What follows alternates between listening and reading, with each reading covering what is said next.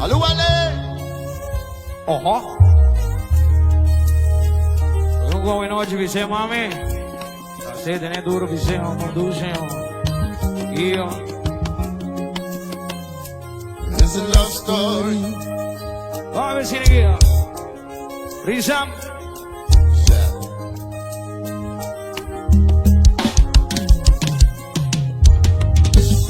Ora con solo trabajo, va a mirar con el ayona, a darle su bona de una vida loca. Si está por mi infancia, la que sabe te ve y se guarda te espera, no me va a guardar y vaya.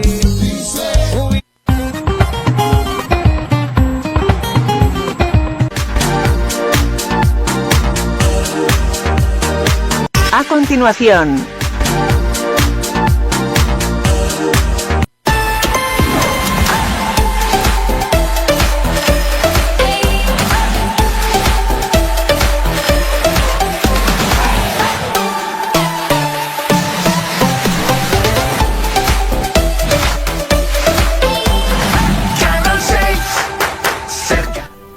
ya, trascendí. Manera como se siguiera recordando Johnny Habibi con un radioemisora, dos radioemisoras en particular, que está su yuna nanta llaman. Pero en todo caso, palabra nandi pa bien para tu gente, que a cumplir una más de vida. Ten sei me quer mandar pa bien para mi hermana mujer Melanie, que a cumplir años su día 9 y 10. Pues ella nace 9. Pero não a inscrever-se dia 10 no registro civil na St. Martin, na etapa Melanie, para bem, para gostar de seu dia. E a família, agora que falta Silviane, pela luna de fevereiro, para esse ano, so dia 20 de fevereiro. Se não está já acaba Silviane para bem, se ele está outro semana de perna, está para Silviane, assim, uma mais de vida. E para todos nang outro minche show também assim aí dengan luna aqui pa bem pe também grande amiga desejando que ela passe roupa bom com a família. Em todo caso, tour de Bosnan casianha pa bem na Bosnan, Deus bendiga Bosnan ricamente. Guarda celebrar o dia com roupa e alegria naturalmente. Para celebrar assim aí nos está reflejar a união de família. Há nos programa Radio Yente também dedicado na cernan de convivência mixto, se não me está chamando, seja de Caribe, tu parte do mundo, nós que também de família na mixto. E esta trata de primo de mim, que por casualidade, mas bem conhecer através de Hit 94.1 FM. Essa que é parte que está quedando mais emocional para sobre a botin família, que quizás nunca vai conhecer. E ela bem papia de seu book recomendar via Biblioteca Nacional.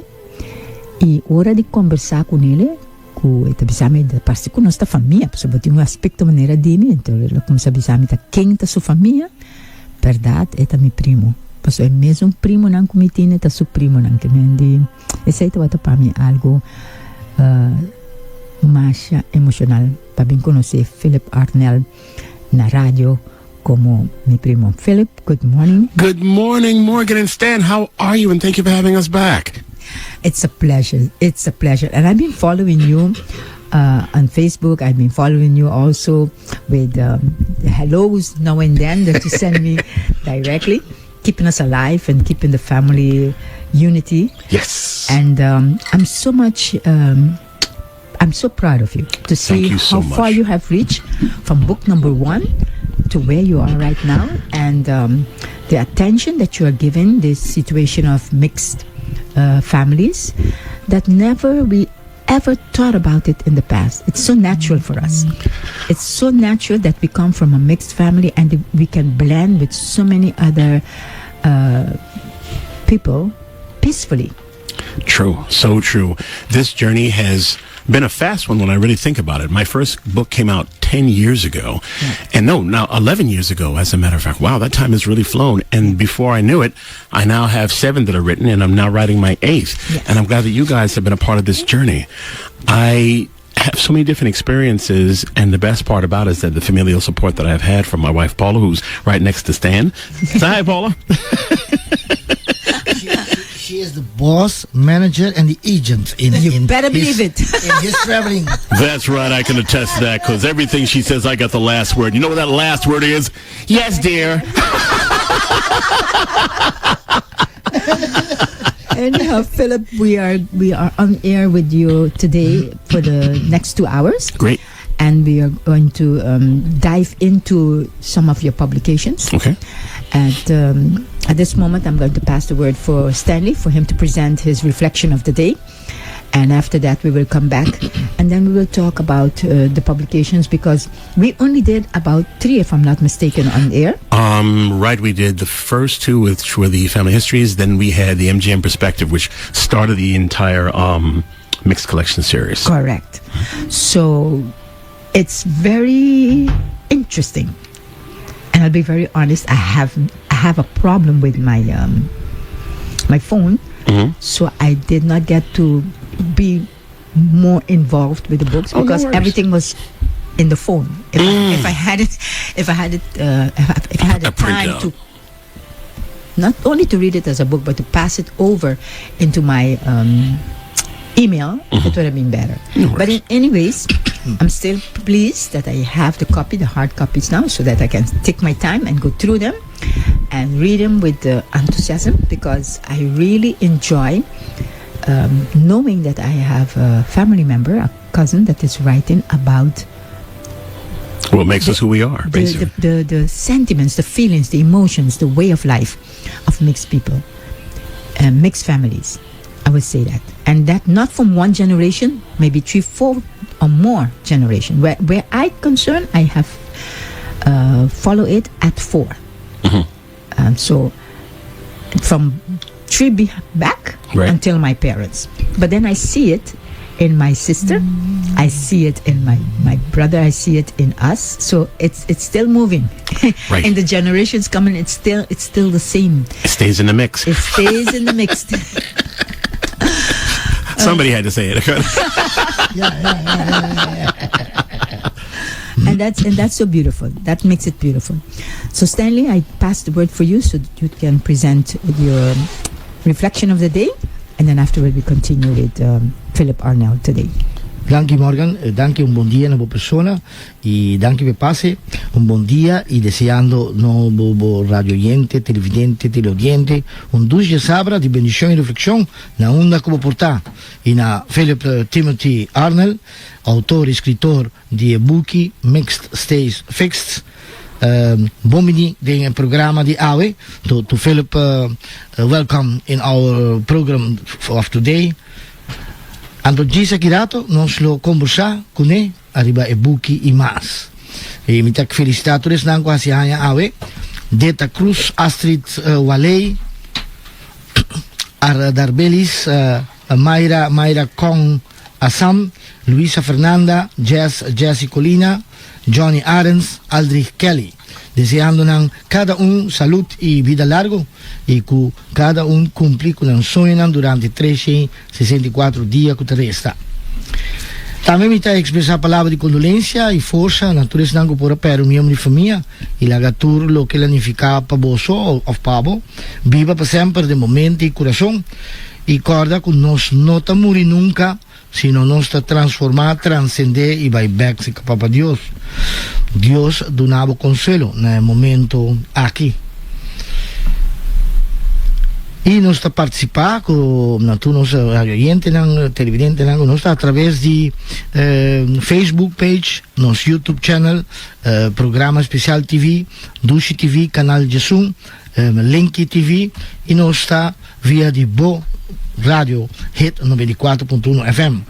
Para esse nango de desejar de waknos via Smart TV, da hobby fase da diz by busca search e type programa special TV e like e share y subscribe arriba nos propio YouTube channel, así nos ayuda a nos crecer.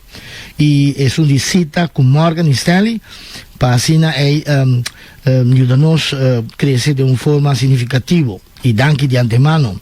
Y por WAC-nos live y conectar con nos. Y WAC y sigue nos programa de cita con Morgan y Stanley. Anto, mesora me sigue con reflejo de dia llave. El reflejo de dia llave también un tiki de dia de ayer, que está muy importante, el Día Mundial de Radio, que está 13 de febrero. Es realmente no por cambiar, pero el corazón de radio que queda humano. Tecnología nueva, incluyendo inteligencia artificial, está amplia el alcance de radio.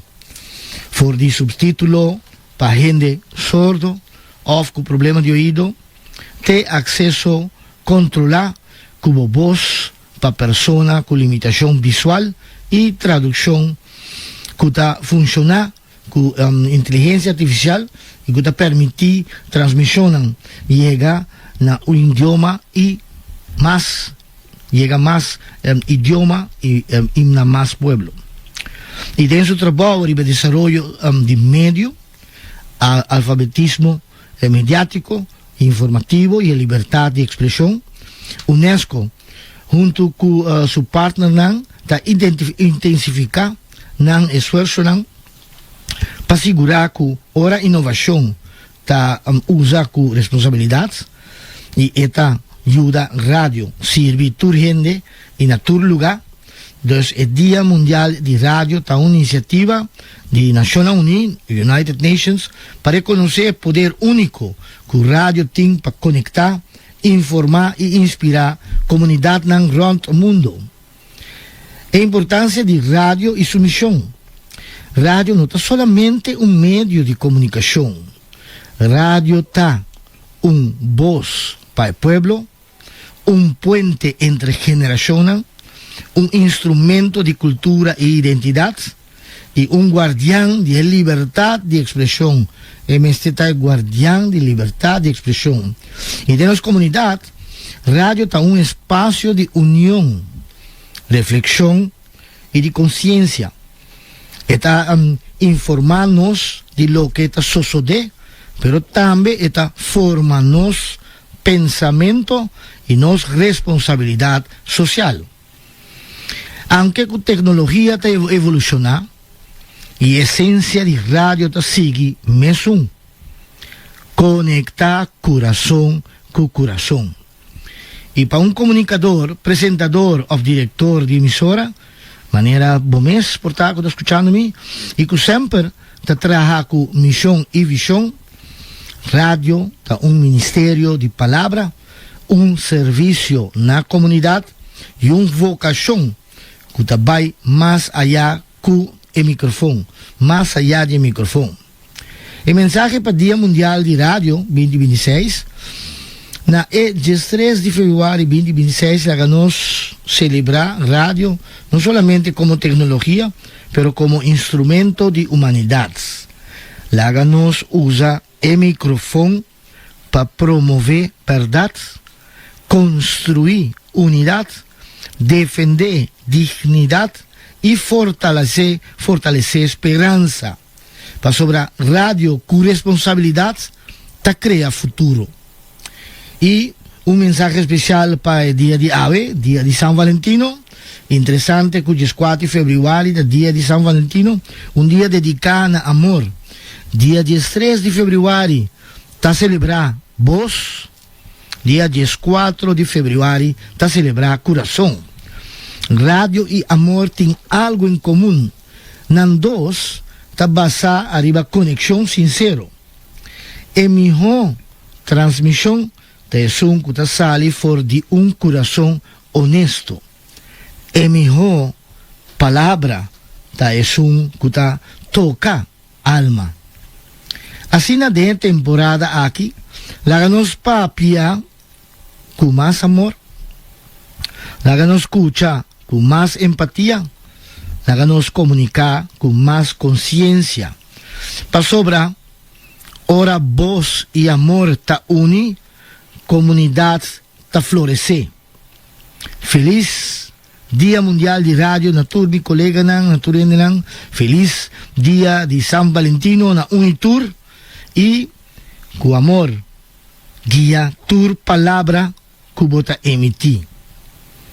Alimentar mes cu palabra de Dios, bo cultura e identidad, y nutrir mes más tanto cu amor, vencetur bo miedo nang, bo habilidad nang, y pasión pa servir, usa esa aquí nang pa bienestar de otro, bo mes, bo familia, bo país. Nós já tem outro viajar, tenemos mente abrir e bo coração como o templo de Deus. Mas já danke para compartilhar o momento aqui. Para mim, para bo e para nos isla e para a terra, nos mamatera, que está sostener nos tour. Danke para o amor e sintonia, brilha bo luz interior. Shalom alaikum.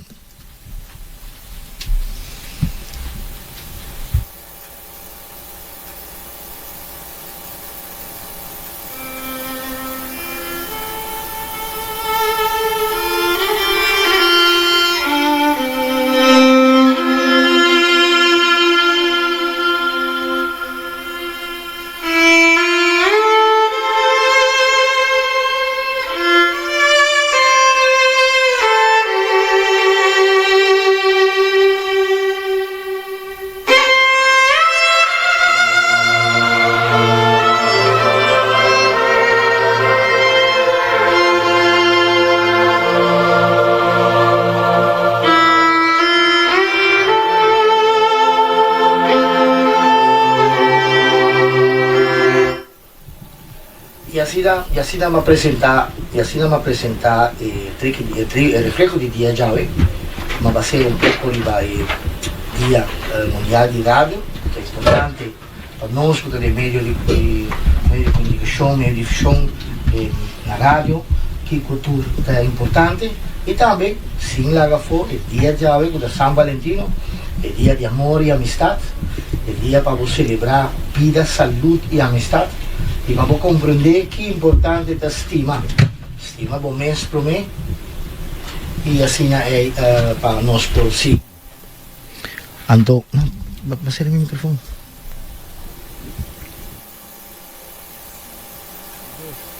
De 3.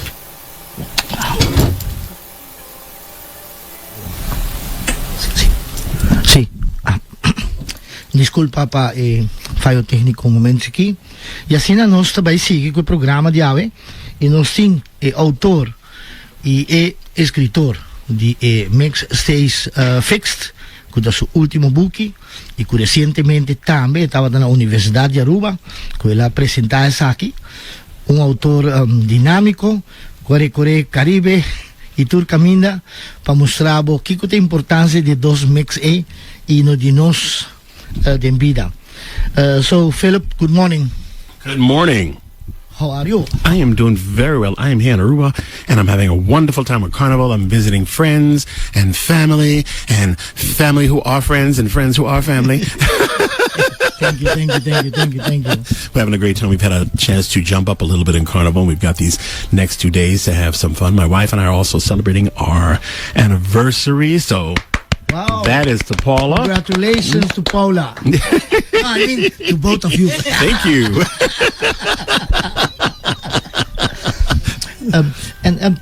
Tell our radio listeners just something about you, and then let me go about this project of all the books and the presentation last at the University of Aruba. Yes. And then we just keep going on. Keep the flow going.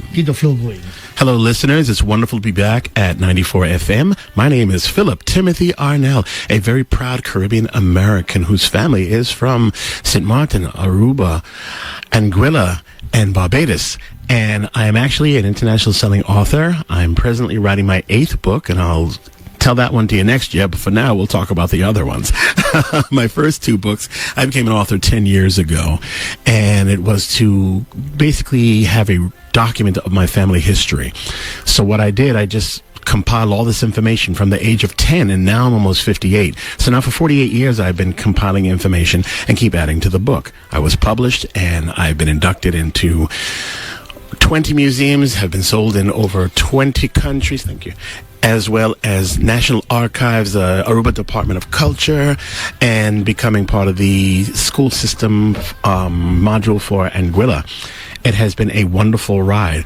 I thought that I would have been done at my first two books, and the first one was called Fortunate Member of a Caribbean Diaspora, and the second one was Still Beijing After All These Years. Fortunate Member of a Caribbean Diaspora chronicles my father's families, which are from St. Martin, Aruba, and Anguilla, and St. Croix, and my mother's side is for Barbados. On my father's side, I was able to get as far back as 1634, I believe it is, and to my earliest recorded ancestor on that side.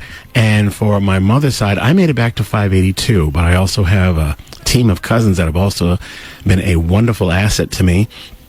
One is Alan Ian Dean of Barbados, and he's really dived into it. He has gone back to trace the family to the first direct ancestor from 100 BC. And then I have Angela Gabriel, who's been a major component in my work with all of her research that took me even farther back than 582. Both of them have done that. So hello, guys. I hope you're doing well. And I've had the pleasure of showcasing my work in Anguilla. I've showcased it in Barbados. I've showcased it in St. Martin as well as Aruba. Aruba has been very generous with their time to let me show my work to Aruba and the surrounding islands and the world. And Aruba is one of my most favorite places on the planet. I'm at a stage of life. I've been around long enough to, like anybody else, know what you like, know what you love, know what you can't do without. So the can't do without will be Paula. That's you, baby.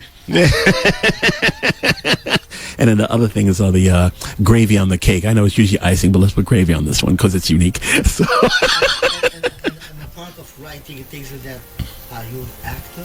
Oh, that's right. Singer? What else? I grew up doing performing arts and everything like that. I was a child performer, television, radio, film, you name it. I've done it all. I've done off-Broadway. Now, as I've gotten older, you know, you have your family and so forth and those responsibilities, but you still make time to do those little passions. Book writing is one of those passions, but I still get to sing where we have our annual events where I actually get to perform, and it's become such a mainstay where they say, who are you going to be this time? Because I'll perform as Philip, but I'll also perform as different characters, Ray Charles, Prince, Elvis Presley, to name a few. And I look forward to doing that. I post these things online. They're like, oh my God, this guy, how come you're not in Vegas? So I said, well, let my home be my Vegas, because that's where all the riches are. And I saw you in Aruba also, an activity of a carnival, I think. Oh, Black and white and black hair. that's right. Thank you. We were doing our thing over in Carnival the other day for the lighting show in San Nicolas, and we had the pleasure of being part of the troupe known as Champagne, thanks to Mr. and Mrs. Anand and Natalie Suman. Hey guys, how you doing?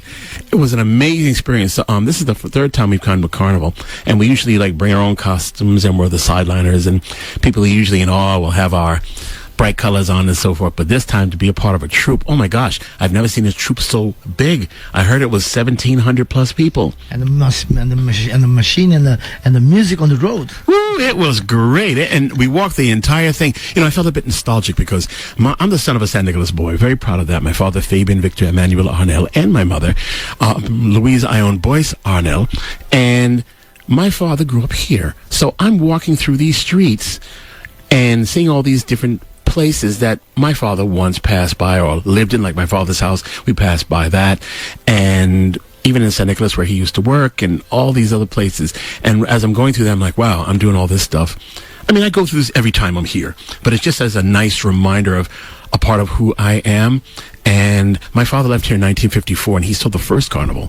We came back in 2024 to see the 70th one. And so now we're seeing 24, 25, and 26. And we'll see next year, too. I'd like to have it where I come at least once a year. It's my happy place, and it's that one special place that I have a family, but I get to share with Paula. And then when the children, whenever they come. But just on the first note, for me and Paula, this is my place to share with her. Okay, that's nice. That's nice to hear. Paula, now you know how important you are. So, and that $20 I got to give you for saying that, I'm going to give it to you. It's in the mail. Send me. And Philip, how is the presentation of the book was under the group of Center for Long Live Learning? And it happened in the university. Yes. Tell me about that presentation of the book. That was an amazing experience. I had wanted to do this since last year, and the channels were not aligned. So this year, thanks to Darlene Alias and Stephanie Buckley, they were able to help me produce this event. Okay. And it went well. We went inside, and I was in awe because, wow, this is a big building, and the acoustics were fantastic. We had a great turnout. And so I went through. Well, I had to let them know who I was first. So I briefly let them know about the first two books that segue into the main topic of the mixed collection. So I was able to basically go through each book briefly, but targeted points. Then I was able to open up the floor to questions, and the questions were great. I got to emulate Phil Donahue. I don't know if you ever heard of this particular talk show host back in the 80s and 90s. Mm-hmm. Do you remember how he used to have people ask questions? He would take his mic and run over to him. I got to do the same thing. And that was so cool. Yes, that is true. There are some really poignant, targeted questions that make you think. That just goes to show that even though this is a multi-generational mixed area of the world, there are those who are still going to not know exactly what that is, or they just live their lives, and because they don't have the same pressures that they have in America, and Aruba, St. Martin, places like that. You are who you are. You know who you are, and you don't try to hide from it. In America, the history is similar, but it's also very different. Yes. So they're going to be more closed-minded, where they're going to have a problem if you acknowledge your full diversity. They say, oh, you just want to be that one thing. No, it's not a question of that. I'm from a culture where you acknowledge all parts of us because they were all in front of us. And it was not a result of any atrocities. Some were, but for the bulk, they were not, because post-slavery, people got together and they lived their lives together. So it was nice to have that open floor where there were no reductive ideologies or opinions. There was a small part of me that was like, what if somebody had something that they wanted to counteract in regard to what I'm saying? I would have liked to have seen how that friendly and professional debate would have gone. I would listen to the point, understood them, and then I would say, okay, this is the standpoint that I am using, and also science, tangible science fact backs me up, rather than a consideration where that's only an allowance or an acceptance or an inclusion. Can you give an example of that, what you're saying right now? Okay. Say you have somebody who is a multi-generational mixed-race person. Let's say, use me for example. So I say, okay, my family's from here, this, and so forth. This is what I am composed of, and they're all recent generations. But in our eyes, we just see you as black. And so I said, okay, that could be a number of things, because you're conditioned by society to see anybody with a darker complexion to just place them in a box. You don't look at their other physical attributes, and that's not the main thing there. The thing is, you have to know the difference between race, culture, nationality, and ethnicity. Most people just stick it in one box. Exactly. And you can't do that, because when you just sit and observe people, I guess because this is something that I've always been interested in, I'll say, okay, I wonder what that person's lineage is. Look at their features, look at their hair, look at their skin tone, look at their body types from the science perspective. Now, how they present themselves, they could be, say if it's a black American, respectively, okay? They are going to have a different way of carrying themselves than somebody from the Caribbean. They could be very similar, but there's going to be key things that's going to say, okay, this person is from this culture itself. And you have respect for it. There are those who will say, oh, you just want to be this. But I said, wait, I didn't choose to be this. This is something I was born into, and I choose to accept it. I knew a girl one time, very, very, very heavily mixed race, multi-generational mix. She had blonde hair, fair skin, blue eyes. Her culture was black American culture. Her ethnicity was black American. We got into a debate one day. We were just talking about it because I was discussing my book. She says, why do you do that? And so I said, why do I do what? And so she said, why do you talk about all this stuff? You're black. And she had to make it say it like that. And so I said, yes, I know. I am part black, I am part white, I am part Amerindian, and all those things are equivalent, because if I take one person out of my ancestral trail, I don't exist. Well, that doesn't work like that for me. And so then she went on. So I said, okay, I'm going to respect your position on this, but I'm going to have you look at it from a different perspective. So I said, I'm going to challenge you. Why don't you take a DNA test? I don't have to. I'm black. And so I said, that's what you're saying right now, but you want to be so emphatic in how you're presenting yourself. Let's just put science to it. So I convinced her to take a test with crygenetics.com. 3 weeks later, she wanted to crawl out from under a rock or crawl under a rock because she saw what her percentages were.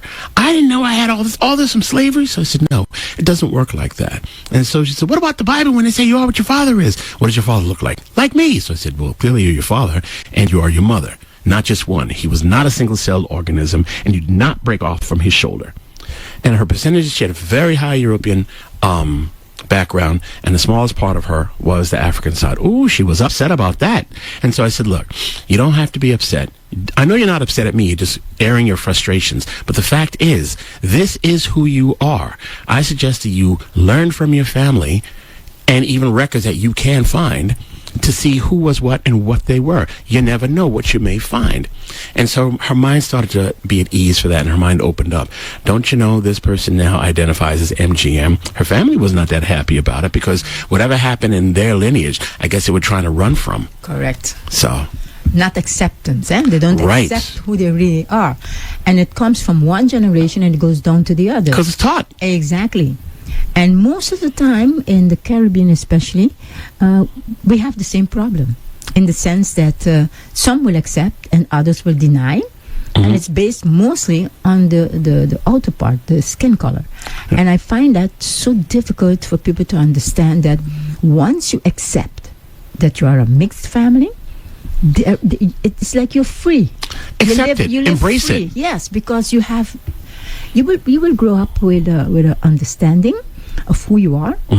I got to see pictures of my grandfather from my mother's side. Never met him, don't know him, but the pictures show clearly that he was a white man. Right. My grandmother, I knew her. She was black. My mom is black. My father's white. And you can see it in the children. Right.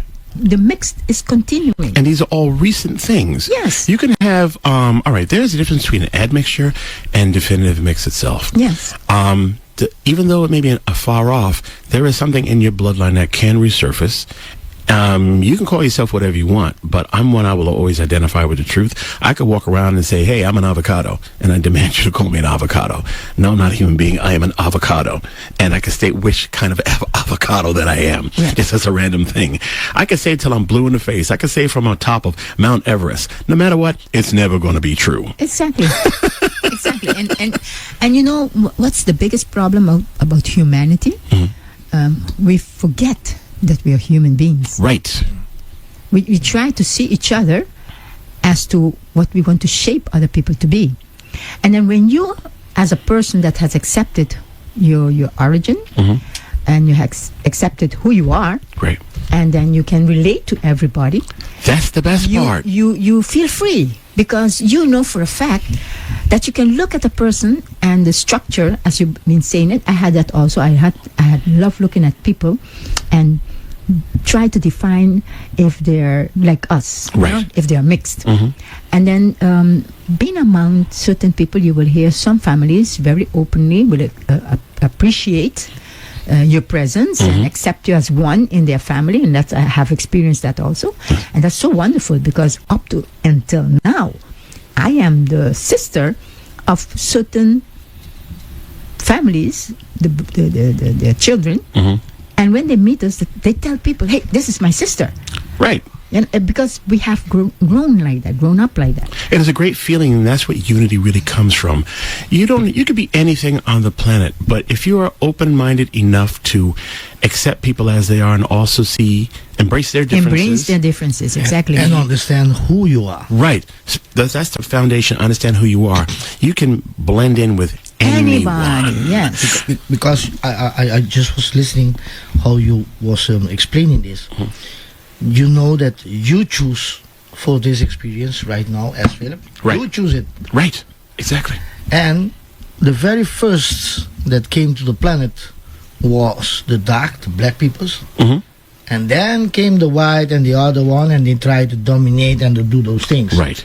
Right. And that's the thing that when we realize that first we are light, then we are the spirit, Amen. then we become flesh and body, and then we become the human being to have to understand and to develop all those journeys of life, of experiences that we are experiencing. Right. Right.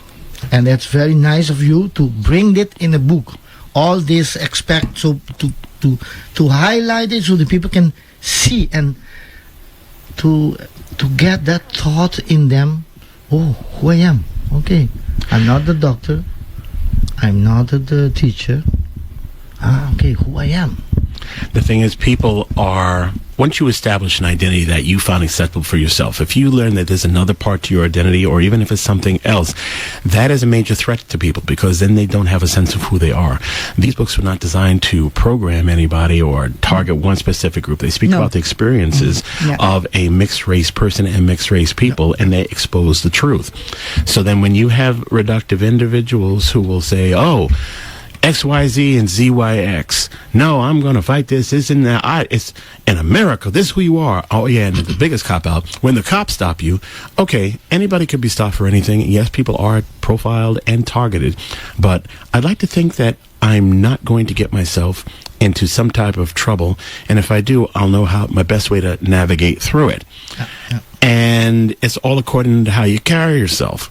Sure, carry yourself however you want, but just remember, you yourself are making yourself the target, Correct. not anybody else. And, Correct. And to manage your ego, not let you Right. ego Yeah, manage the way you respond, the way you respond into a situation, you will get the results. Well said. You know, so if you notice that you are who you are, and if you respect the other person respectfully, I have seen also different people, not only for the position that they have, but you can see black educated people when they are stopped on the road and when they are brutally treated by the cop. You can see how calm they remain, and they remain on their rights. They act and they know the law. They know what they have to say, and you will see afterward they will have to be apologized and continue.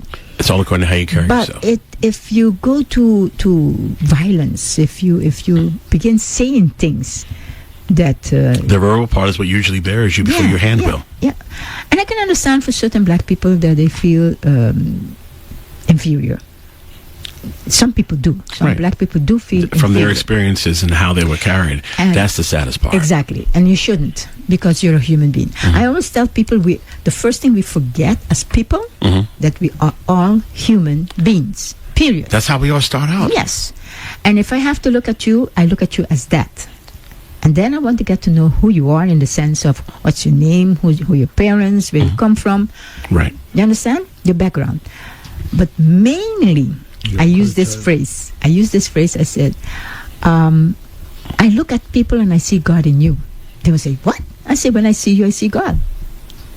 How you That can totally see, throws them. how you can see God? I say, because the Spirit of God lives in all of us. So when I see you, I see God. I see God in me. I see God in you. For me, saying I see God in people is mean I look at the positive part of you. I don't look at the negative. We all have negatives. Right. We all struggle with the negatives. And looking at the negatives is not going to bring a positive just like that. But looking at the positive brings more positive. So I live my life always through the windows of looking at somebody and trying to see the positive in that person. What this person has that I like about this person. Their humor, the way they speak, the way they walk. Sometimes I was in the car, honestly, Philip, and I would start laughing by myself. And then my dad used to say, why are you laughing? I said, God got a good sense of humor when he made that lady. He said, why you say that? I say, look at her. He gave her a beautiful face that you would look and admire, but then you don't have to look at the rest. This is a distractor. Yeah. He said, but Morgan, why did you say that? I said, because look at her face. She has everything in her face. Beauty, charm, elegance. Everything is there in her face. Geometry. Yes. And I say, she's so beautiful. When you look at her, you forget that she is not shaped on the other parts of her body Right. like any other person, but she's so beautiful. So beautiful to look at. I've seen many people who are like that. And I, as a woman, admire other women. for how they look, for how they dress, for how they smell, how they walk. And that was a problem for some friends of mine, because it's like, hey, how you admire a woman admire. I said, we are human beings. Because they're narrow-minded. Yes, you have to admire the creation. We are created. Yes. And then you see the beauty in other people, then you can be shaped. You say, okay, I love her sense of humor. I would have liked to be like that. I love the way she walks. I would like to walk like that. You know, and you're not afraid to make those thoughts vocal, and it doesn't mean that you're out to get them. No. It just means that, hey, I adore. they have certain things about them that maybe I can even have self-improvement on. Exactly, and I adore, and Right. and within time you change. Within time, you don't change immediately. Right. It's a gradual process. It's a gradual process, because your mind already accept what you're seeing, and your mind already accept the good in somebody else. And through doing that, imagine, within time, you can easily define the good and bad in people. Right. Immediately. Just with one glance. That's when your spirit takes somebody. Or something, Exactly. for most people, You divine it through the eyes and you feel it with your Right. feelings. Exactly. and say, okay, I know whether or not to interact with this person or not Not. interact with that Yeah, person. and Just you- keep it at a hello and goodbye. And you can sense the environment in which Right. you are also. Exactly. And that is not doing anything like other people will be doing, like the hocus pocus is trying to, figure out things. No, it's just by looking at people and enjoying the other person, their smile, the way they laugh, the way they speak. From what you describe, you're the type of person who is like myself and basically everybody in this room, where you are secure within yourselves. As humans, we're going to have our insecurities, whatever the situation is. But if you can reach out to somebody, you don't have to be described as overly friendly. I'm described as overly friendly. I'm a people person. That's how it is. If I got to put up with your inconsistencies, and you're going to have to put up with mine. I'm happy and secure within myself, and I reach out to others, and I'll let them reach out to me. There are people that said, why do you talk to all these people? Why do you do this? Why do you do that? I ask them, why don't you? That's just not me. I said, good, you stay as you, and I will stay as me. Let's see how much further you're going to go. Yep. Okay, one question from book number 1. We are now going to book number 8. What inspires you to continue on this journey? Okay. Overall, well, how the whole Mixed Collection series started. The clubs that I belong to on Facebook and also on TikTok. TikTok, there were a lot of people on there who spoke the biggest untruths in regard to the mixed experience in life, because they simply don't know. And I would get into conversations with them and sometimes debate with them. They're more volatile on Instagram, because on Instagram you can say anything you want. On the other ones, you have to watch how you say things. So I said, you know what? I'm going to write a book. Why not? And I just started typing away. And all the things that explain. So I describe myself, my life experiences, and other people's experiences of what it is to be mixed, what it means to me to be mixed. Experience that you're going to have pros and cons. And the cons would be how people will perceive you and treat you. Correct. Whether it's jealousy or it's envy, which is even worse. Yeah. Or if they have a fetish, they just want to be with you because they want to be associated with someone like you, not to pick up things from your character, but they want to be seen in the same light as they feel people see you in that same light. Yeah.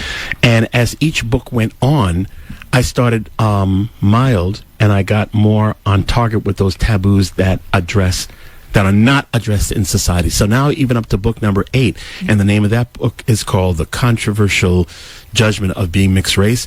I let it all hang out on that one, tactfully and professionally, but I've addressed those things, and I'm still writing it, where I'm wondering when I walk out on the street, I'm going to have a price on my head. But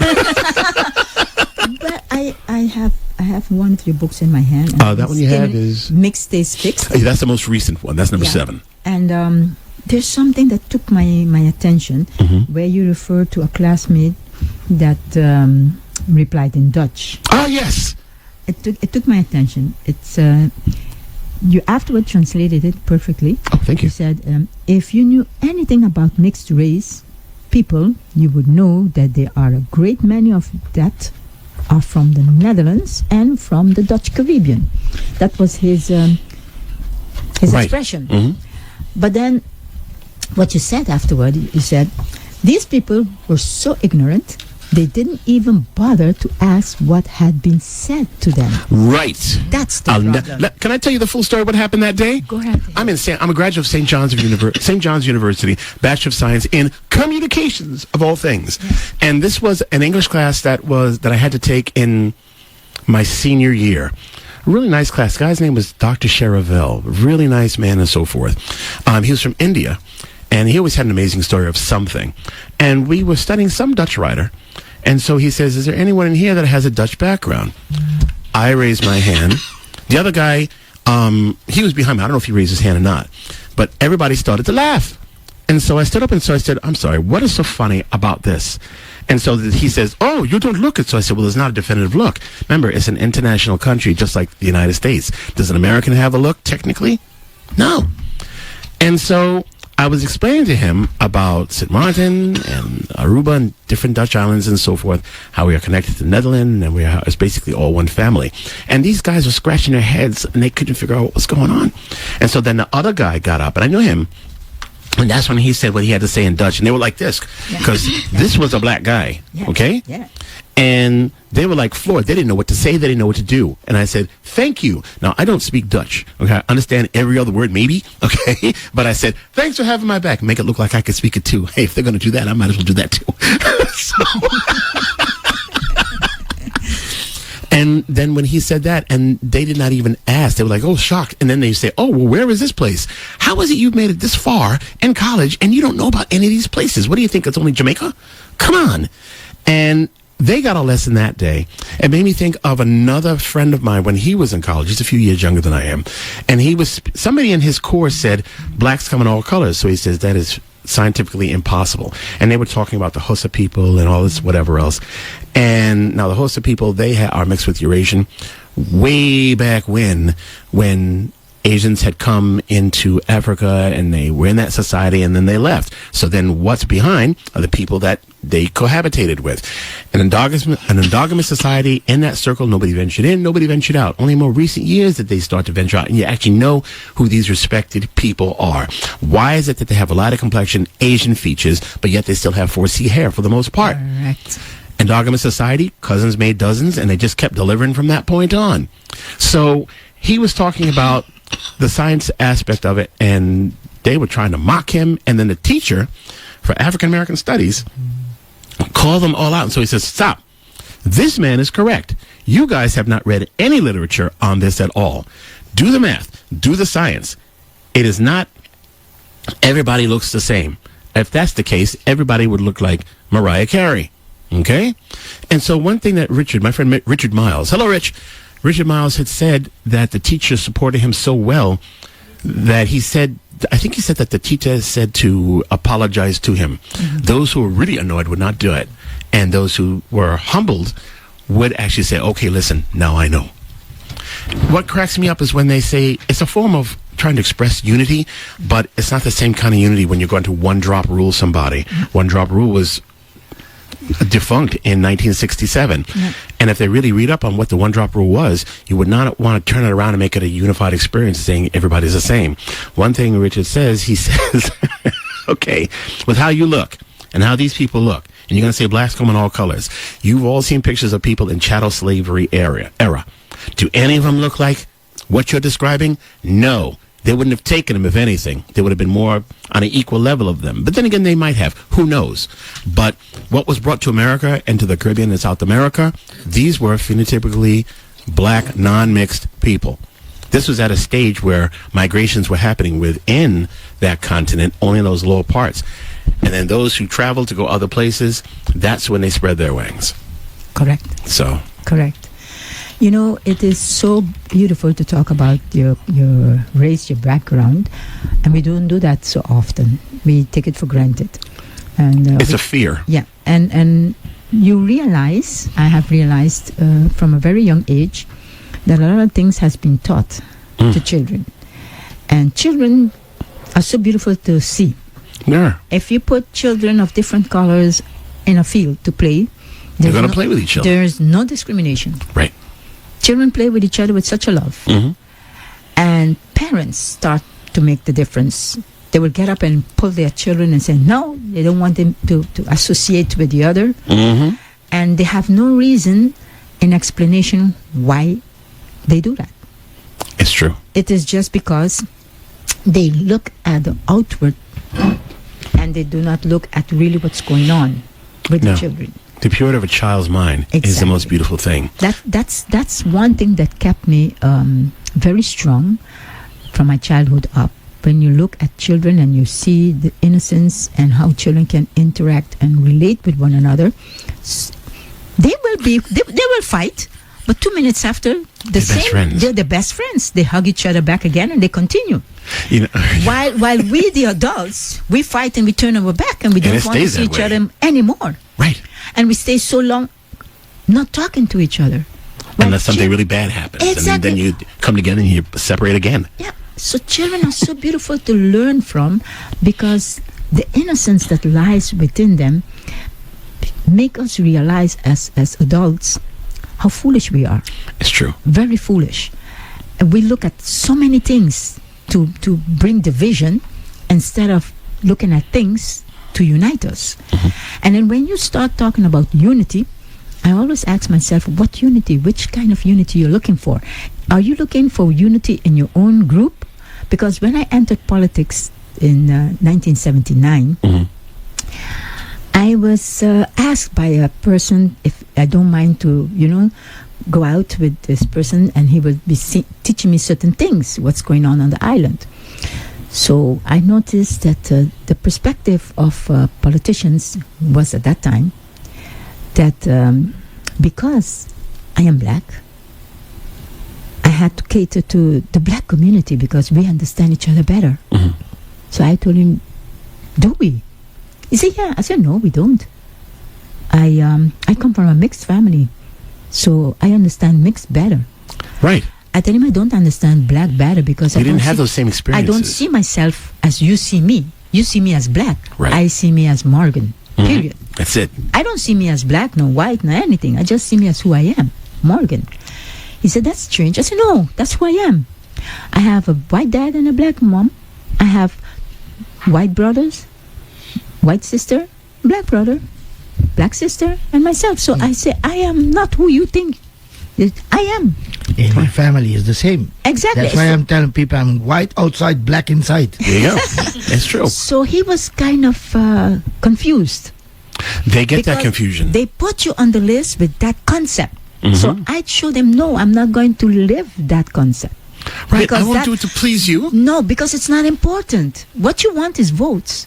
You don't want votes related to groups. So I started in my early moments of expressing myself. And I told them I was born in St. Martin. And I came here in 1958. And please don't tell me that I'm not an Aruban. It's part of the same culture, Sister Islands. Exactly. Okay. I wanted people to realize that I love this island. I'm part of this island. I will fight for this island. And I'll do anything for this island because I am an Aruban. Right.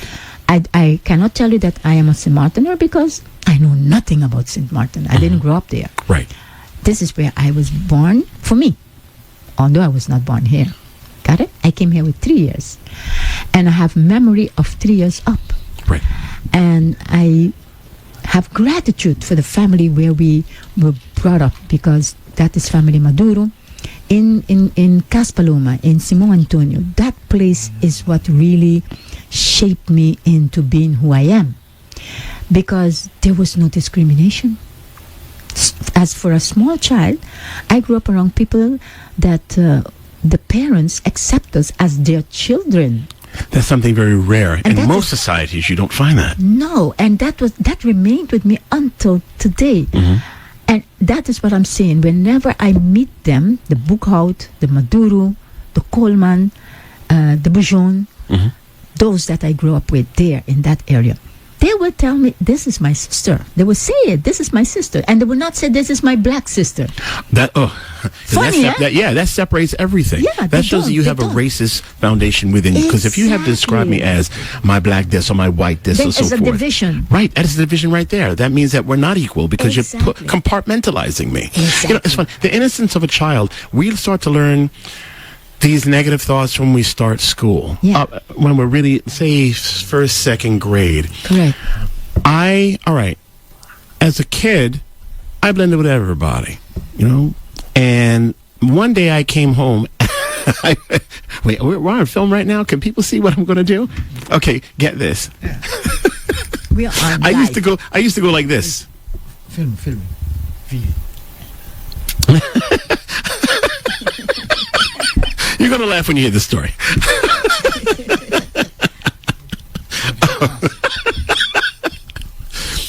I came home one day and I started going like this with my head.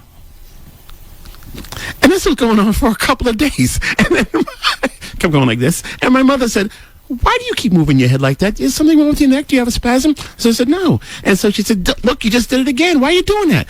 Oh, well, all the other kids in the class, they're doing that. She says, they're all doing that. Wait a minute. Do they all have straight hair and it comes down like this and they're trying to move it out of their eyes? And so I said, yeah. So she says, okay, you have curly hair. You don't have to do that. You see that it's not in your eyes, right? And so she says, so I said, oh yeah, okay. And then I stopped. So I didn't go through life going like this where people think I have a nervous condition.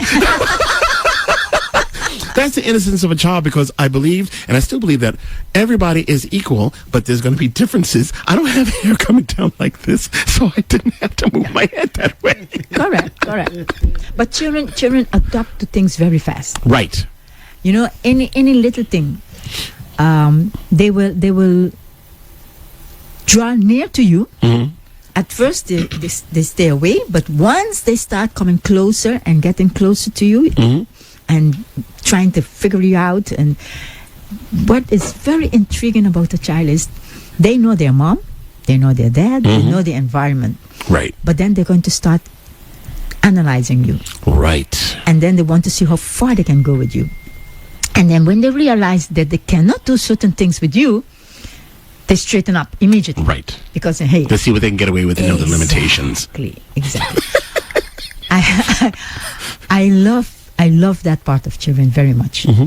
And then you can help structure and build children based on that. If you really love people, if you really want to help shape and bring change in a community, the first thing you have to learn to do is love Right. people. By helping to build someone who has Exactly. the constructive criticism. Some need it more than others, but there's a Correct. way to deal with a child to say, okay, I don't have to beat you up or anything like that, or break you down mentally. Let me try to explain it to you this way. Correct. And give you a scenario with it. Yeah. Because in the long run, if you're going to break somebody down and then build them up, their foundation is always going to have a weak part to it. And Because it's- consequences. Yes, that's the key and word. huge consequences for the future, because you constructed it. You built it. Right. You understand? It was not there. Mm-hmm. You created something that was not. And there is where we have a problem. Even in policy making, we make those mistakes. We look at districts, like we have here about 8 districts.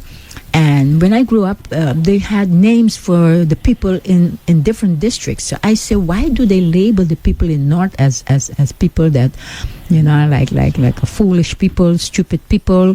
Why do they label the people in Santa Cruz, and why do they label the people in San Nicolas? So it was a question in my head, this division, dividing the districts and the people in a way that for me it was not.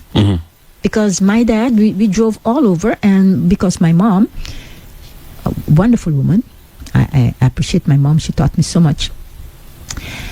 My parents came here, and my dad didn't have a job, but he had his profession. He was a prepared man in different areas. He could have done carpentry, tailor, mechanics, musician, you name it. My dad could do a lot. Right. But Jack of all trades. Yeah, he took mechanic as the means to maintain his family, because that was the way that he could have received what he found at that time, his income easily. But my mom, being a seamstress herself, decided, she loved baking. She loved the kitchen. So she started baking bread for a supermarket every day, 100 breads. Wow. For that supermarket. And in the afternoon, she would bake cakes and different delicacies. And she and my dad would drive around the island to sell that. So they will go around in the community to sell. And people will buy. So when we go with them and you see that who my father and my mom knew on the island, you don't see that. Right. What they were labeling the people to be. So you saw them as people. You saw them as people, and very friendly people, very normal people with no indifferences. So why do you call the people from North like foolish people? Why do you call? And we went into Santa Cruz, North, Sabaneta. We went around selling. And with that, I kept that in mind. The fact that people divided people. And when I was at school, I decided in primary and secondary, stay by myself. So for certain people, when they had the break, I will always sit by myself. So one lady told me, I know you very well. I know you from school, secondary, but you didn't went in the same class with me. But all I can remember, you love sitting by yourself. I said, yes. It's because I did not want to be labeled. Right. Simply that. You're an individual and you'll stand the tallest. Exactly. I never wanted to be labeled. I didn't want people to have no opinion about me in the sense of who they think I am.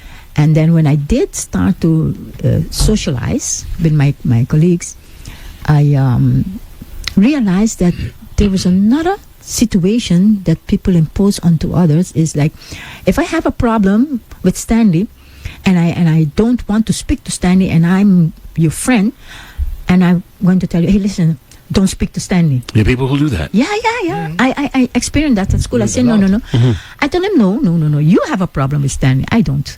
It's not even human nature. It's something that society is conditioned to do. Exactly. All societies do that. Yeah. Yep.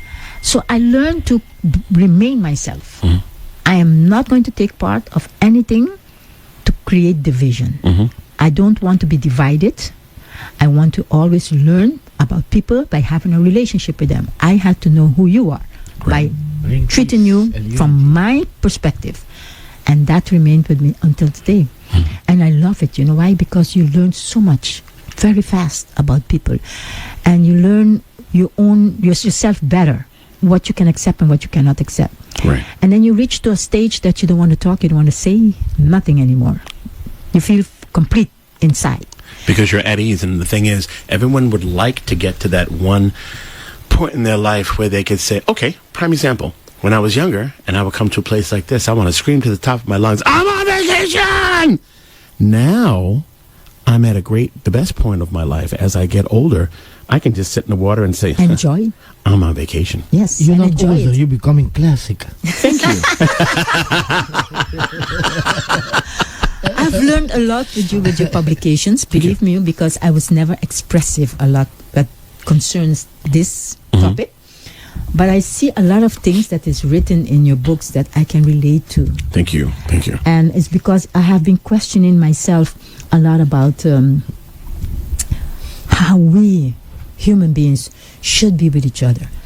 And I think one of the reasons why, and now going into the religious part, one of the reasons why some people will not be drawn to the Bible is because it's so direct into that aspect. It shows you people in all aspects with their relationship with what we call the unknown for us now. Right. Because in time past, it was not unknown. They heard the voice speaking to them. There was a relationship going on. And now that relationship has to be established on you choosing to have that relationship. But you hear it till the day of today. But and if you do not choose to, then you should not impose your ideas onto another person. And I can remember speaking with somebody once. We have this way of looking at things and do not really scrutinize what we're saying. We're not really in depth scrutinizing the things that we say. So in general, they will tell you, I don't believe in the Bible because it was written by man, by people.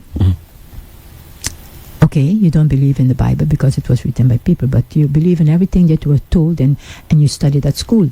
Which are brought up by people, unless all the sciences books, of all the books that you written by people. all the books, whether it be mathematics, history, language, So you believe everything in those books because you are being educated. Right. So that's what people make you to believe. Now you're educated because you read all of these books. So your education that you receive home from your parents, what was that? At home, and you also have discipline. Yes. In both places. Exactly. So at home, I dedicated myself in reading. I read a lot. So by reading, I educated myself. I educated myself on different topics. And I realized that one of the easiest thing to do or to be is prejudiced. Being Takes no effort whatsoever. It's easy. It's the easiest thing to do. And to divide is the easiest thing to do. Very easy. Very. Divide and conquer. No, if I don't want to be with Well you, said. if I don't want to be around you, I just got to turn my back and say, I don't want to be around you. Period. I don't want to talk to you. Period. You understand? To bring division is easy. The hardest thing for a human being to do is look at another human being and build a relationship, and at a certain moment tell that person, I love you. And say to that person, I love you, but from the heart. From the heart. Yeah. And meaning that type of love, not necessarily in a relationship of intimacy, but just I love you for who you are. And I will stand for you because I know who you are.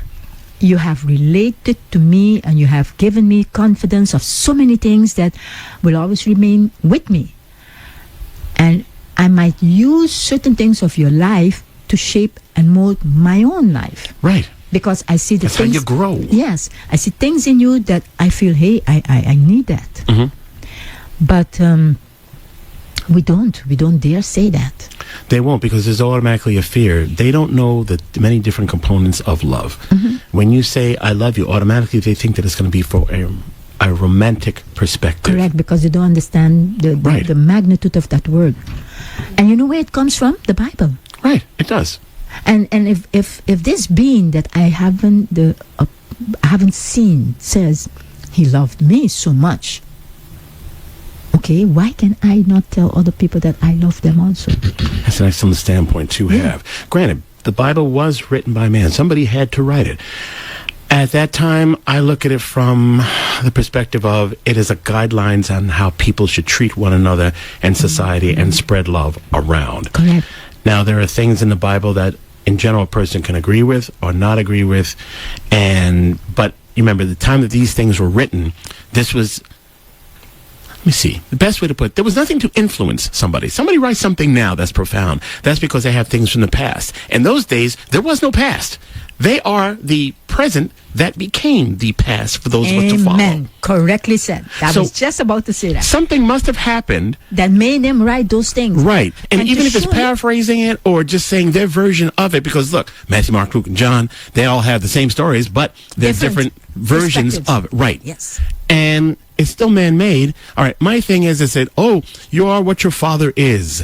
I think there's more to it than that, where the father is the protector, the breadwinner, and all those other things like that. So you should have that standpoint. I don't think that really has anything to do with race, so to speak, because No. if that were the case, we would not have a need for women. Correct. So why would you need a woman? Oh, because she holds his seed. But no, it's how people perceive it today when they say, you are what your father is. And they get into a big discussion with me. So I said, that doesn't make any sense from the way that you're looking at it. You're looking at it that man created the child, the woman had nothing to do with it. But it takes two people biologically, physically, to make that child. Correct. You're not a single-celled organism. You didn't break off of his shoulder and you became you. Correct. And if parents, I'm talking especially to the moms, because most of the time, the divisions comes from the mother. I'm sorry to say it, but that's the truth. Mothers who at a certain moment in their life is so overprotective for their children, they don't want their children to associate with other children. Right. Mothers who reach to a certain stage of lifestyle that they feel that they are superior than others. I've seen that. And mothers that think that everything has to be done based on what they say. I've seen that too. Dad and children, everybody has to obey me. And that's it. And they're not open to listen to their own children. It's, I said it, do it. The road period. to well-meaning will lead you straight to blazes. Yeah. But Believe me or not, there are mothers that can give you good instructions and help you and shape you, and there are mothers that can break you and destroy you. I've seen that too. And if you as a child, when you have a parent that you can see is doing something to a child that is incorrect, and you as a person, and this is me, this is who I am. If I see somebody doing something to somebody else, a little child or whatever, I'm sorry, I'm going to open up my mouth, whether you like it or not. I'm going to tell you, hey, you don't have to do that. You know, it's not necessary to do that. Or I will tell you exactly what you're supposed to do. The way I feel about it, it's up to you. Right. That's fair. And I rather do that because I learned it from the Bible. And that's what people don't understand. God said, don't be a hearer of the word, but a doer. And if you take certain things of the Bible and you put them into practice, you will see that you live a life different than if you just read it and let it be to what it is. Right. So the story about these two brothers, that from in the belly of their mother and from the time they were in the womb of their mother, they used to fight. These two brothers. We're talking about Cain and Abel? Jacob and Esau. Oh, okay, yeah. And that was told who will be who when they're alive, Right. and what will be done. Still, who created the problem? The mother. Pitted one against the other. Yes. Mhm. Although she was told, although she knew. So, as a human being, when you read those kind of stories, you can identify yourself. You don't want to be like that. Right. You don't want to be the one to bring the division. You want to bring unity. So, and there's another part that you show me in that story, something very important of us human beings. The brother that had everything, that was well off, Esau, he was living on the top, in the hills, with everything. But from his point of view, he could see what was going on with his brother in the valley. Never did anything about it. So what was told to him, he is just as much responsible for what's happening to his brother, because he just stood by and see it happen and didn't do anything about it. So what that teaches you as a person, as a human being, if you see something wrong happening and you just stand by and keep your hands folded and you do not voice, you do not try to bring the change, you do not say anything about it, you're equal. Right. You're equivalent to the person who's accosting that innocent person. Exactly. And in that aspect, when I entered politics, I started to look in that direction. If I could bring change, I have to say things that I know people will realize that, hey, this is the way we have to go. And Mr. Bitico Cruz was adamant to have a change, a constitutional change. So it was not based, as in my opinion, and I would not touch the opinion of other people, I didn't look at it in the sense of racism, because that was what was told, that is because he did not want to be governed by black, which was meant Curacao. I said no, I think it was because he couldn't get to develop the island onto a stage, because everything was going only one direction because of the results of the votes. 12 seats in Parliament that belongs to Curacao, and 8 seats that belongs to Aruba. You could never overcome. And then you had 2 more seats that even don't give you the majority. So you will never have, you always had to lobby with some people on the other side to see if you can gain anything on the other side, and that lobbying never give the fruits for the other islands. Right. Based on that, he fought to bring the difference. I'm using this for people to understand. You will say, why bring this up with this thing of mixed? Because it is based on that.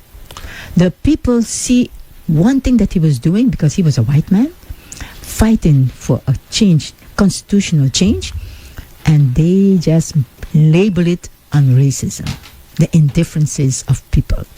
While for me, being close to him, I never saw that. I saw a man with a passion that loved his country. I saw a man that wanted to do anything to bring that change, because that change was something that had to come in his mind. It was a fight for so many years and nobody paid attention to it. Nobody really worked on it.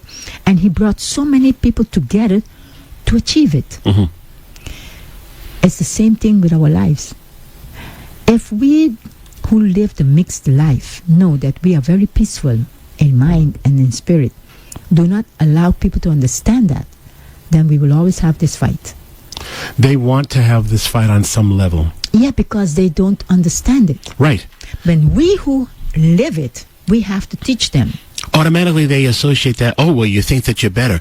No one has anything to say about being better. This is, if I choose to say, all right, if you want to say that you're pro this or pro that, what is to stop me from saying pro this and pro that? Only thing with my pro this and pro that is that I'm not out to prove something and to tear somebody down. You may have that platform. Exactly. And what the thing is, what I don't like is that you're trying to, yes, mixed people are a part of different things. But then there are those who are going to say, well, this is as the world sees you, one drop, blah, blah, blah. Fine. The world does not, and when you call the world is what's in your circle. Exactly. You're going to tell me 8 billion people are going to have the same perception as you? Exactly. And you know what's the problem? We who are mixed don't feel the need to fight. No, we don't. Because we know, we understand where we come from, what our roots are. And if we choose any side, we feel we lose our own identity. Thank you. So we cannot take any side. We cannot take side for the black. We cannot take side for the white. We cannot take side for anybody because that's who we are. Exactly. We are mixed. And it's something that a pride that... Indeed, it is a pride. And the thing Yes. is, when you are secure within yourself, there are people who are going to be envious of you. Always. I've had discussions with people who will go down the list of things of why I should not be proud of my background and because of my experiences. And then you're going to have the people on the other side who are going to side-eye you. Oh, you're really that? Well, I don't see. Well, that's in your circle what you don't see. But if you break it down culturally, as well as life experiences, and even in appearances, you're going to see the difference of things. I'm one who hates it when someone places me in that box. And when I correct them politely, they say, oh, you're on your high horse. No, I'm not on a high horse. I'm telling you exactly as you are. And if I say to them, well, what is your background? Italian. So I said, how would you like it if someone just called you Irish the entire time? And there's nothing wrong with being Irish. There's nothing wrong with being Italian. But after a while, if someone's going to tell you what your identity is, and it is not that, you're going to be upset. And then you are going to lash out on that. Yes. And it's so beautiful that you can have this, how would I say it, not to make no distinction in a way to divide people again. Mm-hmm.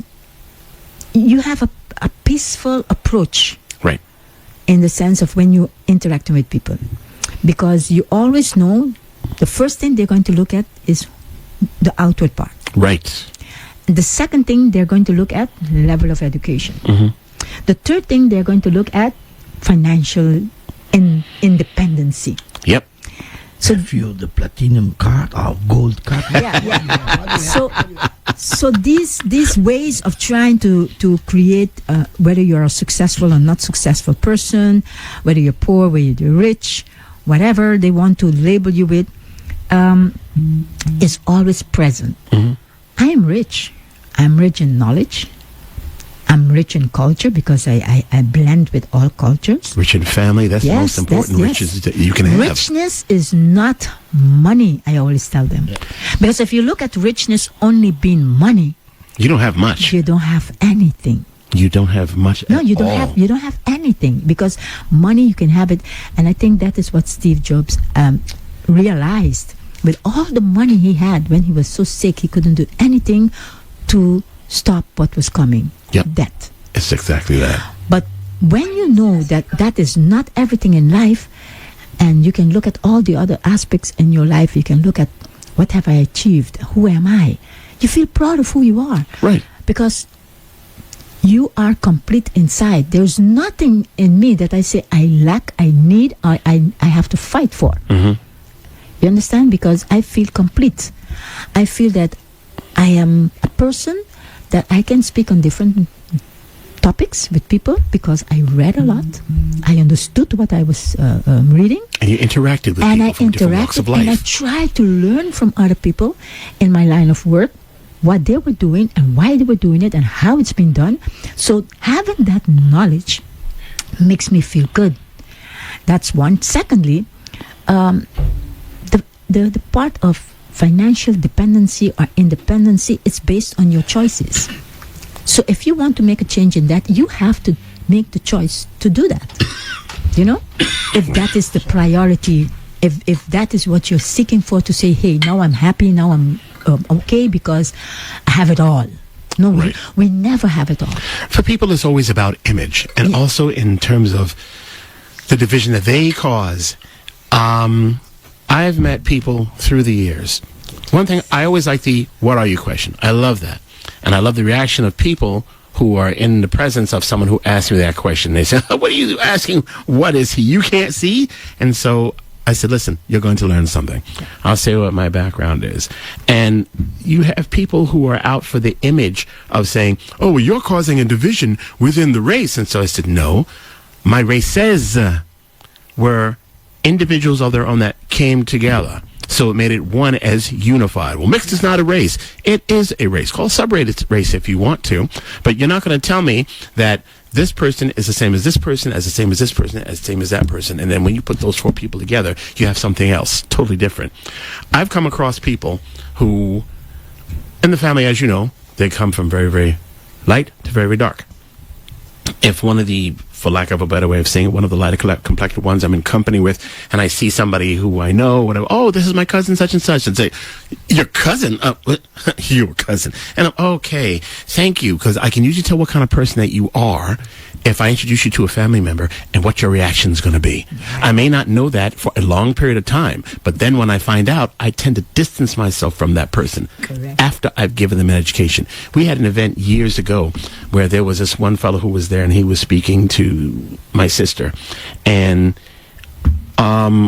there were like about 5 of us in the group just having a small conversation. So she says, well, something that my sister said in regard to her brother, meaning me. And they said, wait a minute, this is your brother?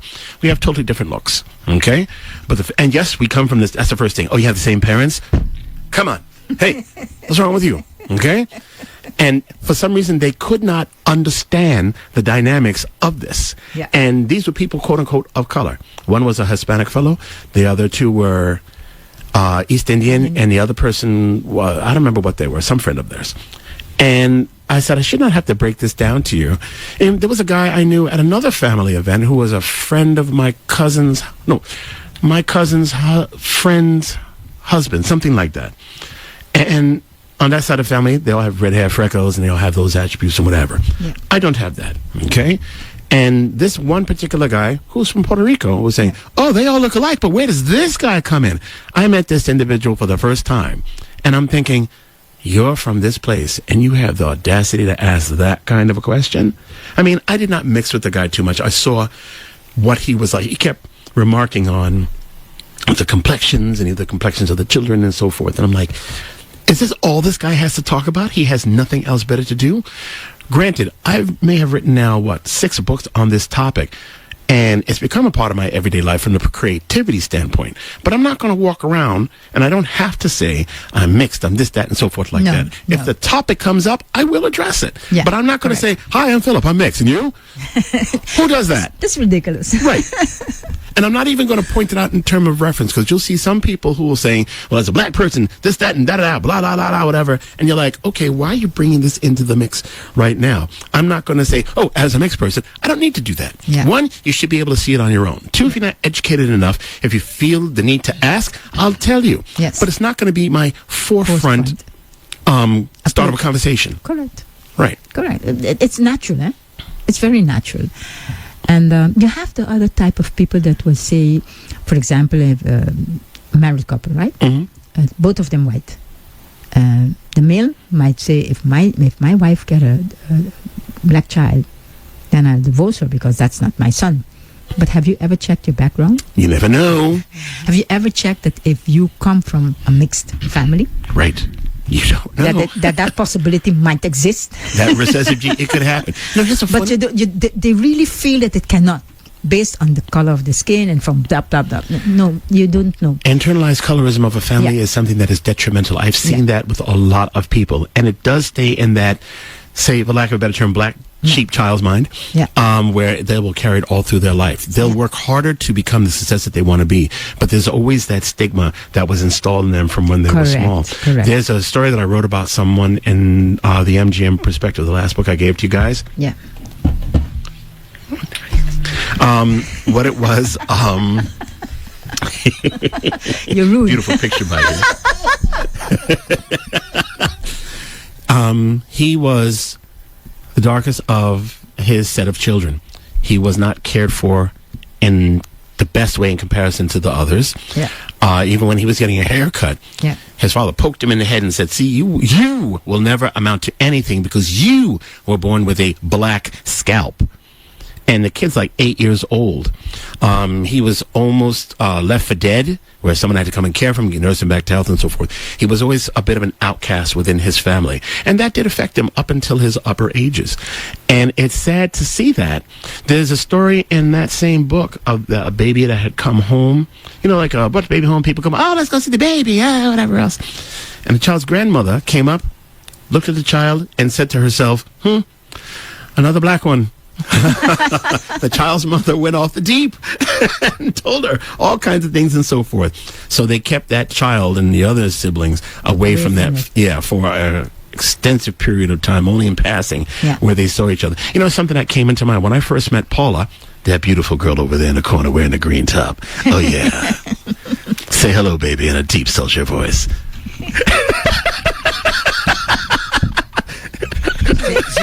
Say happy Valentine to him. Say it to him.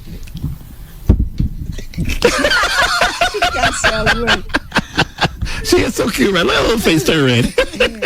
Happy Valentine's, my Paula, and I love you.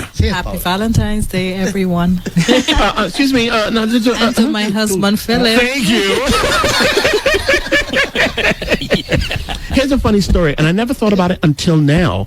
And I've never even told this to Paula. When I first saw Paula, I didn't know. I knew she was from Guyana, but I did not know what her background was. And it was all I just saw was this really pretty girl with a picture that she was standing in front of a curtain. One side was blue and the other side was gold. And she had bangs and had her hair out. And I was like, wow. But I didn't know what her background was until, oh gosh, when we finally saw each other in person months later. And because we went to the Wax Museum, Madame Tussauds, and they had an Amerindian display. And so she went and stood next to whatever figurine statue that was. Just, this is where I come from. I was like, oh, wow, cool. And then that was the end of it. And then later on, I would ask all the different types of questions. But so we all have our choices and preferences of what we like. Paula could have been anything. It's her character that really attracted me. But I never thought about it to even ask her. She was from Guyana, and that was it. Yeah. But sometimes people live together and they don't talk about their background. Right, they don't. And they don't say anything about it. And then when certain things happens, then they don't know how to deal with it. Could you imagine you're in your room one day and just, baby, can you come see something? And all of a sudden she comes in, you're wearing high heels and you're wearing stockings. And say, why didn't you tell me you were a cross-dresser? It never came up in conversation, baby. Can I borrow those? Just for today.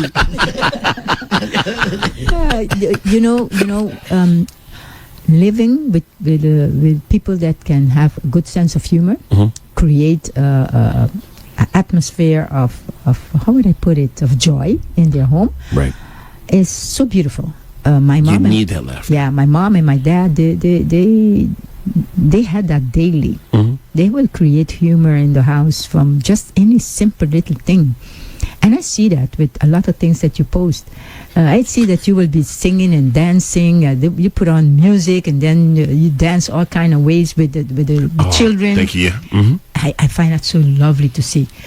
And it brings back a lot of memories at my home, the way we were when we were children, with my parents, the moments that we will be singing, dancing together, and now that you're more at aged, the body doesn't go in the same rhythm. You got great with the memories. You make your own music. You make your own rhythm. You try to move, but then there's stiffness here and stiffness there. But with all seriousness, we tend to put aside the lovely times, the good times that we spent in life, interacting with people when you're young. It seems like so far away, while it's always near. And it's something you have to choose to do. Mm-hmm. Choose to look back now and then on the happy moments of your life. Right. The moments that brought joy to you, and keep that and cherish it. Because there is always moments that brought sadness. And if you dwell in that too often, you get into the dark, and You'll stay in that dark. You cannot come out. No, at all. It's difficult to get somebody that enter that area to bring them out. But I have a way that I can trigger it sometimes with people. Okay. I love to refer to people, children. I will tell them, "You're my princess," or "You're my prince," and they will keep looking at me. Do you know what a prince is? Prince is the son of a king. Yeah, and I say, "Your father is a king." "My father is a king?" "Are you sure your father is a king?" "And you are his prince, and the father's right there next to me, eh?" And I'll be saying that your father is a king and you are his prince. I love to do that to kids. Why? For them to have a self-worth, feel good of who they are and from who they come from. Exactly. If you look at your dad and your mom as king and queen, and that you are the princess, it gives you a value of being, of existence. How to hold your head up high with dignity With and respect to others. With everything, how you deal with people, what you will accept and what you will not accept, how you respond, how you will respond to certain things that are said about you. Right. And it makes you realize that we don't do that often. And I think we should look at ourselves as special people, because we come from a great creator, and the elements and characteristics within us, we have no knowledge how deep and how much they are.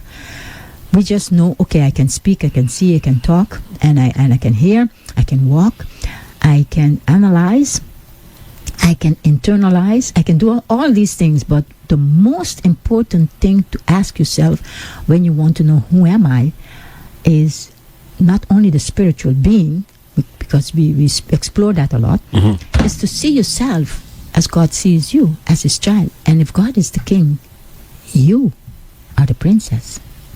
Well and said. if you look at yourself like that, you will walk in the world like that. You will walk with that dignified feeling of who you are, and you will never feel that you have to be. When I feel that I'm ill, I withdraw from people. And I don't withdraw because I don't want to be around you. I withdraw for my strength. I need to be by myself for a moment. Just to regroup and then say, okay, now I've built up enough energy, let me enter back in. People don't understand that. A lot of people don't understand that, but I love to move away from everybody and just stay a little while by myself. You need that time. You do. And I feel in that time it's me and God. Because this is what happened in this sickness. I cannot do it on my own. I need him. So I get into that self for me to feel the strength, the inner strength. Once you feel the inner strength and you don't feel the pain, you don't feel the sickness, you feel good, you can move around, you can interact. The worst thing you can do to yourself is moving around and interacting with pain. Because the pain is so intense. It's going to take you down faster. It's going to take you down and then you'll faster. stay sicker longer or worse. Exactly. Well, to avoid sick people, that people that are I'm not talking about illness, not physically, but sick people that are sick in their mind. They cannot see nothing else than blue or white, or it's just color. Right. I always put a smile on my face. So they ask me, "Are you laughing at me?" I say, "No, I'm smiling to maintain my posture." I tell you honestly, for me not to tell you something out of place, to be rude or disrespectful, I smile. And I do that very often. I love to smile, because smile is my way of self-dominion, self-purpose. And I would not look at you with any indifferences. I would just start praying for you inwardly, because I need to compose myself for me not to get disrespectful, become disrespectful in any way with anybody, because I don't like that. I don't like to disrespect people. I don't like to speak bad about people, because I have my own. We all have our own garbage, let me put it like that. I don't like to look at mine. So I don't like to look at other people's garbage neither. Facts. So I try to make a distinction between those two things. And why I became like this is because within time I realized my peace lies in the positive. My peace lies when I look at somebody and I can see, wow, let me see what good lies within this person. Right. And I explore that. And while I'm busy doing that, analyzing this person, and then when I really get to know, hey, this person's drive is they vibrate a lot of love. They love people. They have this energy that they just know how to interact with other people. You can see it in their face. They're always jolly, That keeps me moving. But then there are people, they're so boring. I will say it as it is. They're so boring. It's all about them, the whole time, in the sense of whatever they have in a conversation is the negative. They do not even explore the positive within themselves. That's because they want attention. Even though they say, well, I'm this, that, and so forth, but then they're going to spew out their negativity towards something else or indirectly towards themselves. That's because they want that attention. And this is down. It's a little self-esteem issue. It is. Yeah. And if they look at you and they say, oh, well, you're always talking about yourself. Oh, you're this. Oh, you're self-promoting yourself. Guess what? With the kind of work that I do, you're in love with yourself. That's it. That's it. You just love who you are. Right. If you don't love who you are, you can't love nobody. I'm not supposed to promote myself, but yet somebody else will Never promote love themselves. others. Yeah. Thank you. Yeah. If you don't Love yourself. get to know, what was it? My grandmother, she would say, in order to get to know yourself, you have to know the world first. That's it. And a lot of people don't even think about that ideology. No. And it's sad. Yeah, it is true. That's their loss, not mine. Exactly. Because you are walking and doing what you feel best. And these publications going to have a purpose, a stronger purpose in the future than right now. I hope so. No, honestly. You have to bring them all to the libraries and all to all schools. To all schools. Yeah. Working on that. The libraries definitely have these, departments of culture and so forth. Next trip, I'd like to give some to some schools. And I have been, how would I say, inspired to write because of your writing. oh, wow. Thank you. I have never ever thought about writing until I saw how simple you can write and how simple you can express yourself with the honesty of your views Thank you. and things that happen into your life and how you can put it in simple words It's just one big conversation, and it rotates. with yourself. That's what I Right, realized. yeah. You're talking Some to topics come yourself. up again in different books, but then I address it from a different perspective. Yeah. And say, okay, well, look at it from this standpoint here now. It's Paula who's telling him what to do. Amen. That's why and then he said, he's yes, with the dear. computer and Paula is giving him the commands. Yeah. Yes, dear. And that's it. She's edited, I think, 4 or 5 of the books, and she's done a phenomenal job on them. I write these books usually starting at 5:30 in the morning, and when I'm on the bus and I'm on the train going to work. And if I get any ideas during the day, or if I get something at home, so jot down this idea, and then I'll elaborate into that. I don't know how many more books I have. If not, I'm hoping that I can keep writing for the rest of my life in different topics. It could be all this. Who knows? I have an idea. The next book that you will write is the mixed about Morgan and me, the white and the brown. So a book about us. That would be a phenomenal book to write about. Talk to him. She's the boss.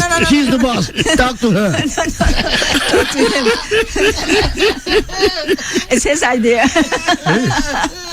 No, we're kidding around here. What I would like to do, I'd like to have even something that's geared towards children. Definitely. There's so many multi-generational mixed-race children out there. And yes, there is a difference in terms of science regarding biracial. Biracial is 2 different parents. MGM is a combination, and it can be for many generations. The experiences can be the same, but they can also be greatly different. Correct. Because someone sees them, oh, you got a black mother and a white father.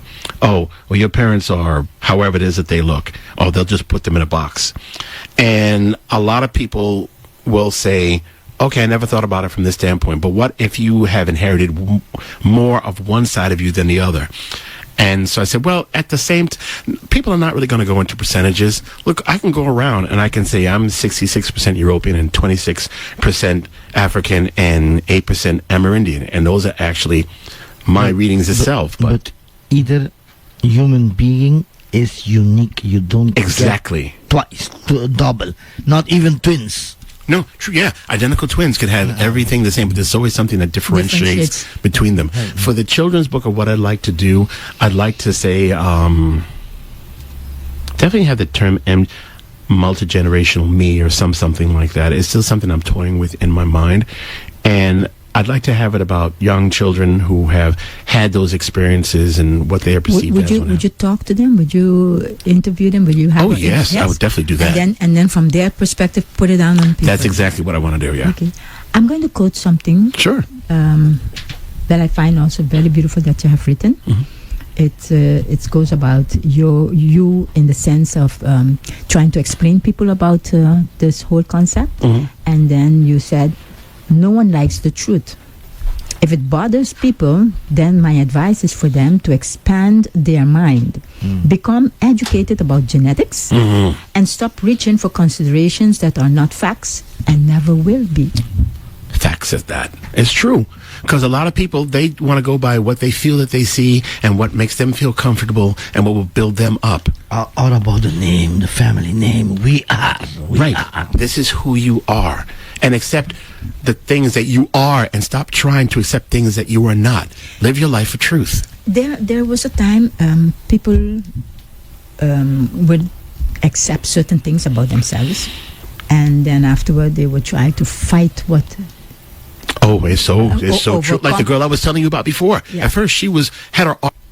Now that you know the truth, you're going to keep hiding it. It's not like you murdered somebody. It's a fact that what has been going on in your family for generations. That's all there is to it. There was a kid one time, I was in the 9th grade, and his family was from Ecuador, I think. This many, many years ago. And we talking about backgrounds. And he had the nerve to say, you don't know what you are. And so I said, I don't know what I am. I'm telling you what I am. You are the one who doesn't know what I am. And he was confused at that. And so I said, what you are seeing is something that you have come up with in your own mind and what other people in your circle have done. I'm telling you from what I live and what is in my family that I see every day. So. Wow, that is true. Some people live their life in trying to become. Yes. And I had one person here in studio many years back that Christian background, both the lady and the man, they're very strong in their belief. And this lady was talking about becoming. She wrote a book, and I said, if you write about becoming, which means you feel that you lack something that you have to change. And I think you don't have to change. I think you have to write more of who you are. Right. And she said, no, it is becoming. I said, no, becoming means for me lack of something. I need to identify myself in what I lack for me to become. Right. So I said, I don't look at myself like that. And I say, the expression I am that I am is a stronger expression to make you realize that you have to realize who you are. And once you know who you are, in every aspect, not just one part of you as a being, but in every aspect. The Explore divine quality in you. who you are. And then you can say, this is who I am. But not, I don't believe in the becoming part. And I think that is what destroys people, because people mix so many different, how would I say, Titles. patterns about humanity, and we believe them. We believe all of those things. You have families, all type of families, and I try to make people realize that every family has their struggle and every family have their problems. Right. But the problems of a single mom or a single dad are not different than a complete family, mom and dad together. They struggle with the same situations. And okay, maybe the lack of one can have certain effects upon a child, but it all depends how you rear the child. If you rear the child with a mind of, okay, the dad is not there, there's no dad figure in the child's life, definitely that void in the child will never be filled. Right. But if you rear the child with a dad figure of your own dad or your brother or whoever, the child will never grow up with the void of a dad in their life. They will see Bring the father figure forefront, whomever that may be. exactly. You have to try to nurture your child in such a way that that lack will not be there. And we have the tendency not to do that. We have the tendency to pretend as a single mom, I am mom and dad. And I always said to my kids, no, I'm never mom and dad. I have the role of a mom and dad, but I am mom. The thing is, it's Because a I touchy cannot- subject. It can be done, but it doesn't make it a great idea. No, because you're fooling yourself. Right. You're a woman, you can never say how a man feels and how a man thinks because you're not a man. Right. And It's two first different thing experiences. Yes, that's the first thing you have to acknowledge to yourself. Now, that you're playing the role in the house of two, of providing one person, providing the role of two, that's okay. But then make sure you have somebody in the life of the child that can give the child that structure, that manhood, that the understanding of being a man, what that means. And that was my dad for my kids. And because of that, the discipline, my father had a strong way of going about life, you know, and his yes was yes and his no was no. Don't come with no gray line with him. He would not accept that. So, and my mom, she has this nurturing way. So I have one son that is the strong character of my dad, and I have another one that have the tenderness of my mom. The contrast in both of them, but you can see it in them. It's because who they cling to. The younger one cling to my mom, and the elder one was much more involved with my father. Right. So with that, the younger one still had this void of not knowing his father, and it dawned on him within the time. But today, listening to my young son tell me the respect that he has for me and how he looks up to me, is overwhelming. It leaves me speechless. Sometimes I don't know how to talk to him because you never expect that as an adult, to hear those things back from your son or your children in a moment that they are going through certain situation that they can relate and find out, okay, now I know what mom been through. Now I understand how things were.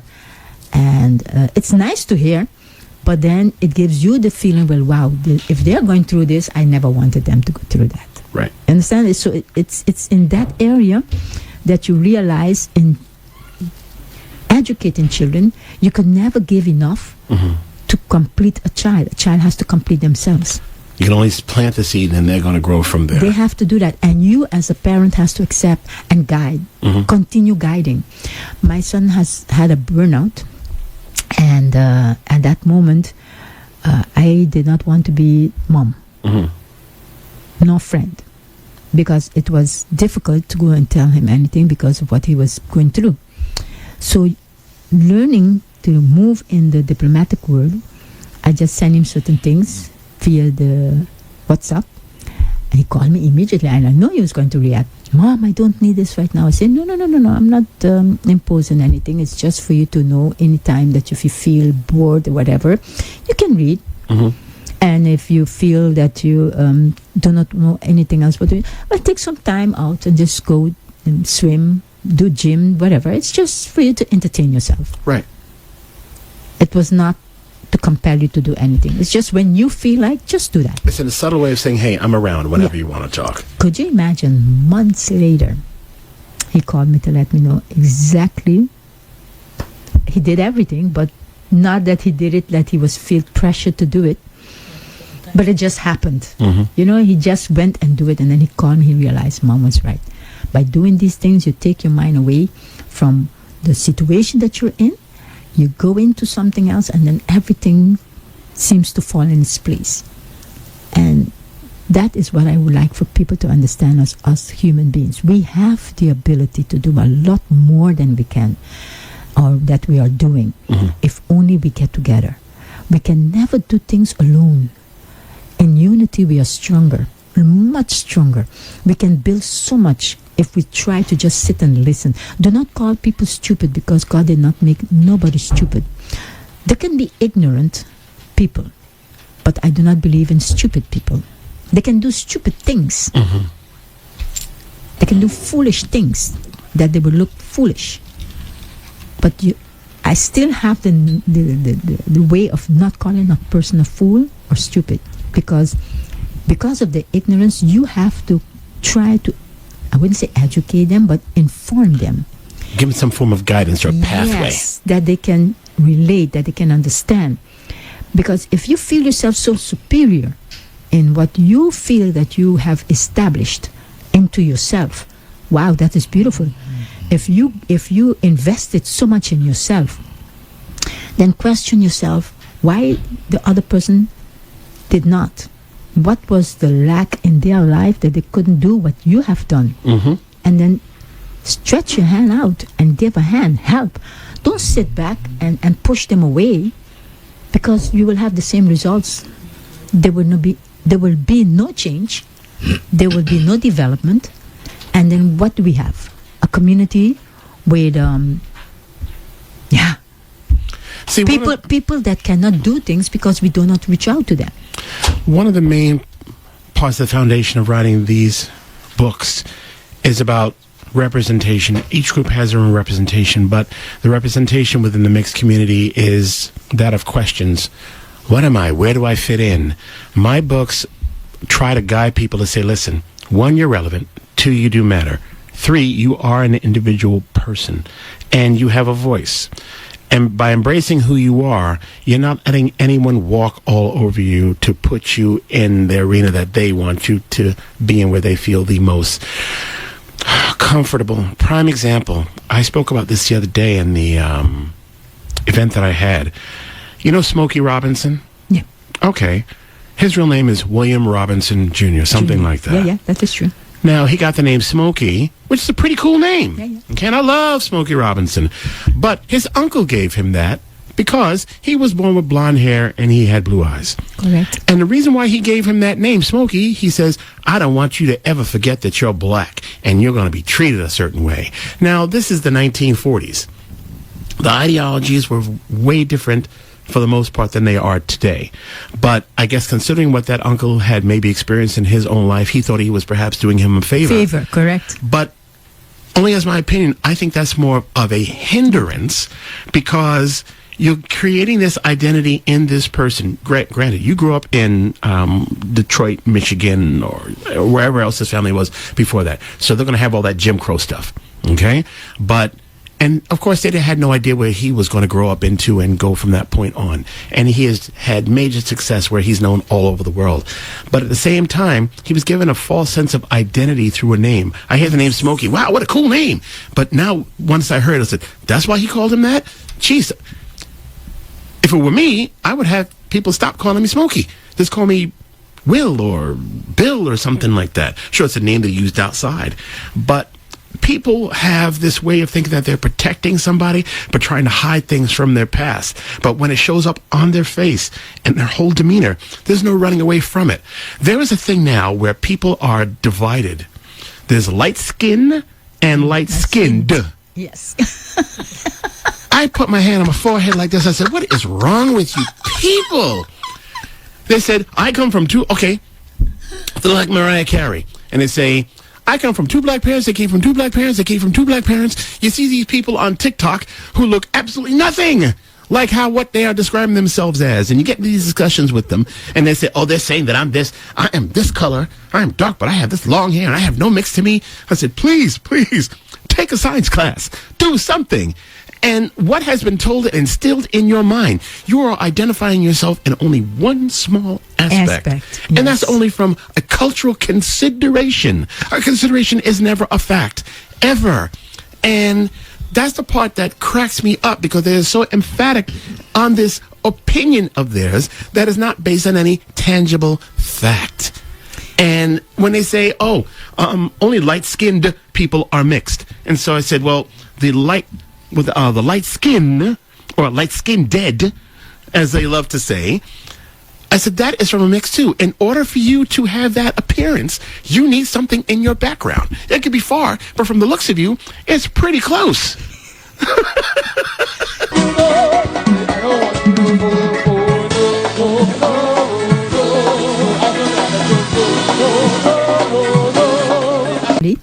Even people that are not mixed going to find themselves.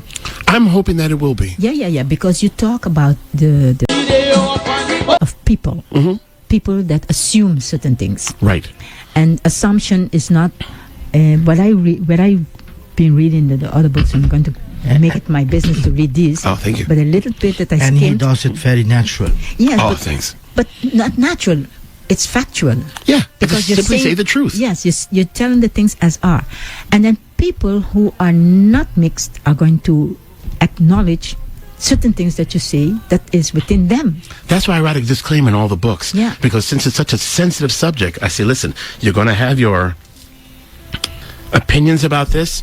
And if you find that you're insulted by the things that I'm saying, you're doing these things. Yeah. And perhaps you should read it again and see, wait a minute, maybe I'm not doing something right here. And I'm putting myself in a box by putting other people in a box. I'm separate. I'm the one who's being the divisive one. Correct. Never mind me, quote unquote, dividing the black race. There's no way to divide something that I have no control of. Okay? And if that's the case, I'm dividing the white race too. Exactly. Makes no sense. Exactly. You know, So it's- I feel that these books, these publications, going to help people understand themselves better. I'm Or hoping so. especially if you have the curiosity to find out more about yourself. Mm-hmm. Because reading books, like for example, we read a lot of books about how to get rich, Mm-hmm. or how to develop yourself spiritually. right. The magic of thinking big, the power of how you say the one from conscious, subconscious, the power of the subconscious mind.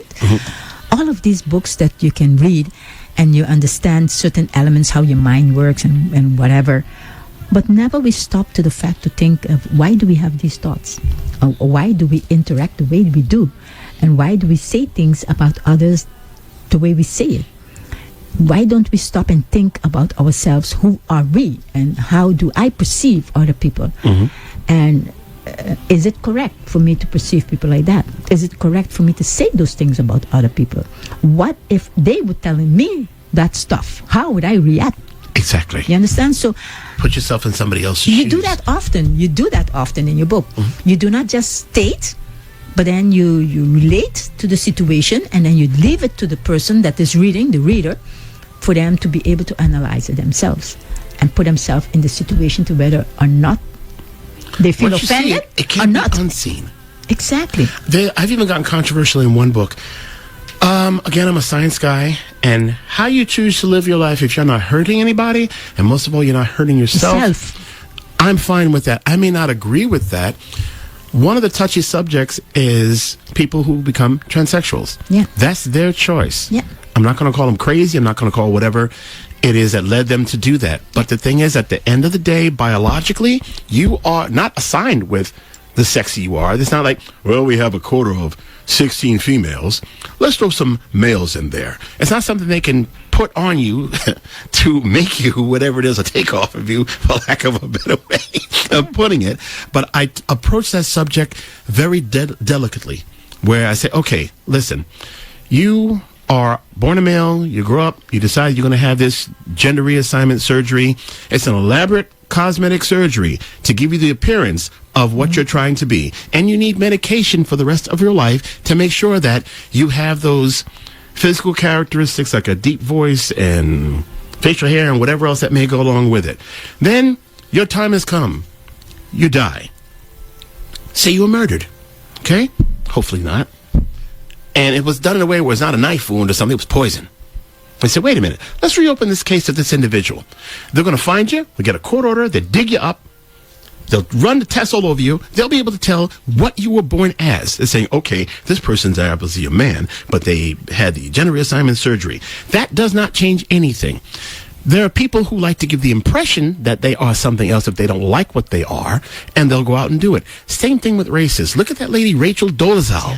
Woo! Oh, man, she made fools of everyone who one-drops people from left to right, with the blacks come in all colors. What did she do? Tanned her skin. What did she do? Add extensions to her hair. What did she do? Acted in the persona of that of a black American woman, okay? And exaggerating it with the quote-unquote sassiness and all the other things that say, oh, that's a black girl right there, right? Now, she may have done a great job within the NAACP, and she did some good, but considering that she fooled everyone, that made her look, that discredited her. Never mind what she could have done for that organization. And anybody could work for the NAACP, just you have the same purpose. But this person was posing as a quote-unquote black woman, saying she came from two black parents. And when I look at that, I say to people, okay, we come in all colors. No, y'all don't. I say, why say y'all? So I said, because I'm not a we, I am a me. And then I say, Rachel Dolezal. Oh, that's your one. One is all we need. The fact of the matter is, this person was able to fool people. Granted, there are racially ambiguous people that have been able to fool people for generations, and no one knew what they were until afterwards. This one was still a young woman. And somebody let the cat out of the bag, and that was it. Now, I saw the documentary on Netflix about her. I don't know the woman. She could possibly be a very nice person, but I see that she may have some inner conflicts as to why she wants to be portrayed as a black person. I guess that's on her. If I ever met her, hi, how are you? And if the subject came up, why do you think this way? That's all I would ask her, but that would have to be after I've gotten to know her for a very long period of time, because I'm not going to judge you on what you did. Again, you weren't hurting anybody, so to speak. You hurt yourself. Right. You hurt yourself on that one. Yeah. Because you were not honest and true. With yourself. Right. You never accepted yourself for who you are. And that's the problem. Just look in the mirror. This is God's work. Yeah. Okay? Yeah. And accept what you have. But the best way to accept yourself is to build yourself and do those great things for yourself. Yeah. And don't wait for nobody to do it for you. Right. It's a daily examination and daily re-examination of yourself constantly.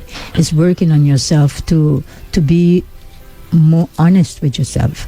I always go out of that point of view, to be honest to yourself. You cannot be honest to people if you're not honest to yourself. You cannot speak the truth if you're not. If I'm going to identify the way that you want me truth. to identify, there's no purpose of me being on this planet. Yeah. Because there are people who have said to me, oh, I notice that you like to stray away from being black. Really, stray away from that? First off, you're looking from a cultural perspective. I'm looking at from a cultural and a genetic standpoint as well, too. And I'm going to go with tangible facts. Whatever you throw at me, I'm able to bat it right back at you with tangible facts. Yours are an opinion. Yeah. Okay? You're out there for a purpose. Great. We all are out there for a purpose. But our paths, though they may cross, we will have similarities and we will have differences. But don't come down on me because you don't agree with what I'm doing. I'm not coming down on you. But I will be snarky enough to say, I have the facts. Do you? Yeah. That's when everything gets quiet. Exactly. So. Okay. Book number 8 is coming out. Yes. And then how can you have them in the library from Aruba? But if people would love to buy. Amazon.com. All right. Just put in Philip Timothy Arnell and you'll find them all in there. Okay, that's great. The Controversial Judgment of Being Mixed is the latest one that's coming out. And that one, again, I hold nothing back. I show each one. All right, MGM Perspective shows what MGM is.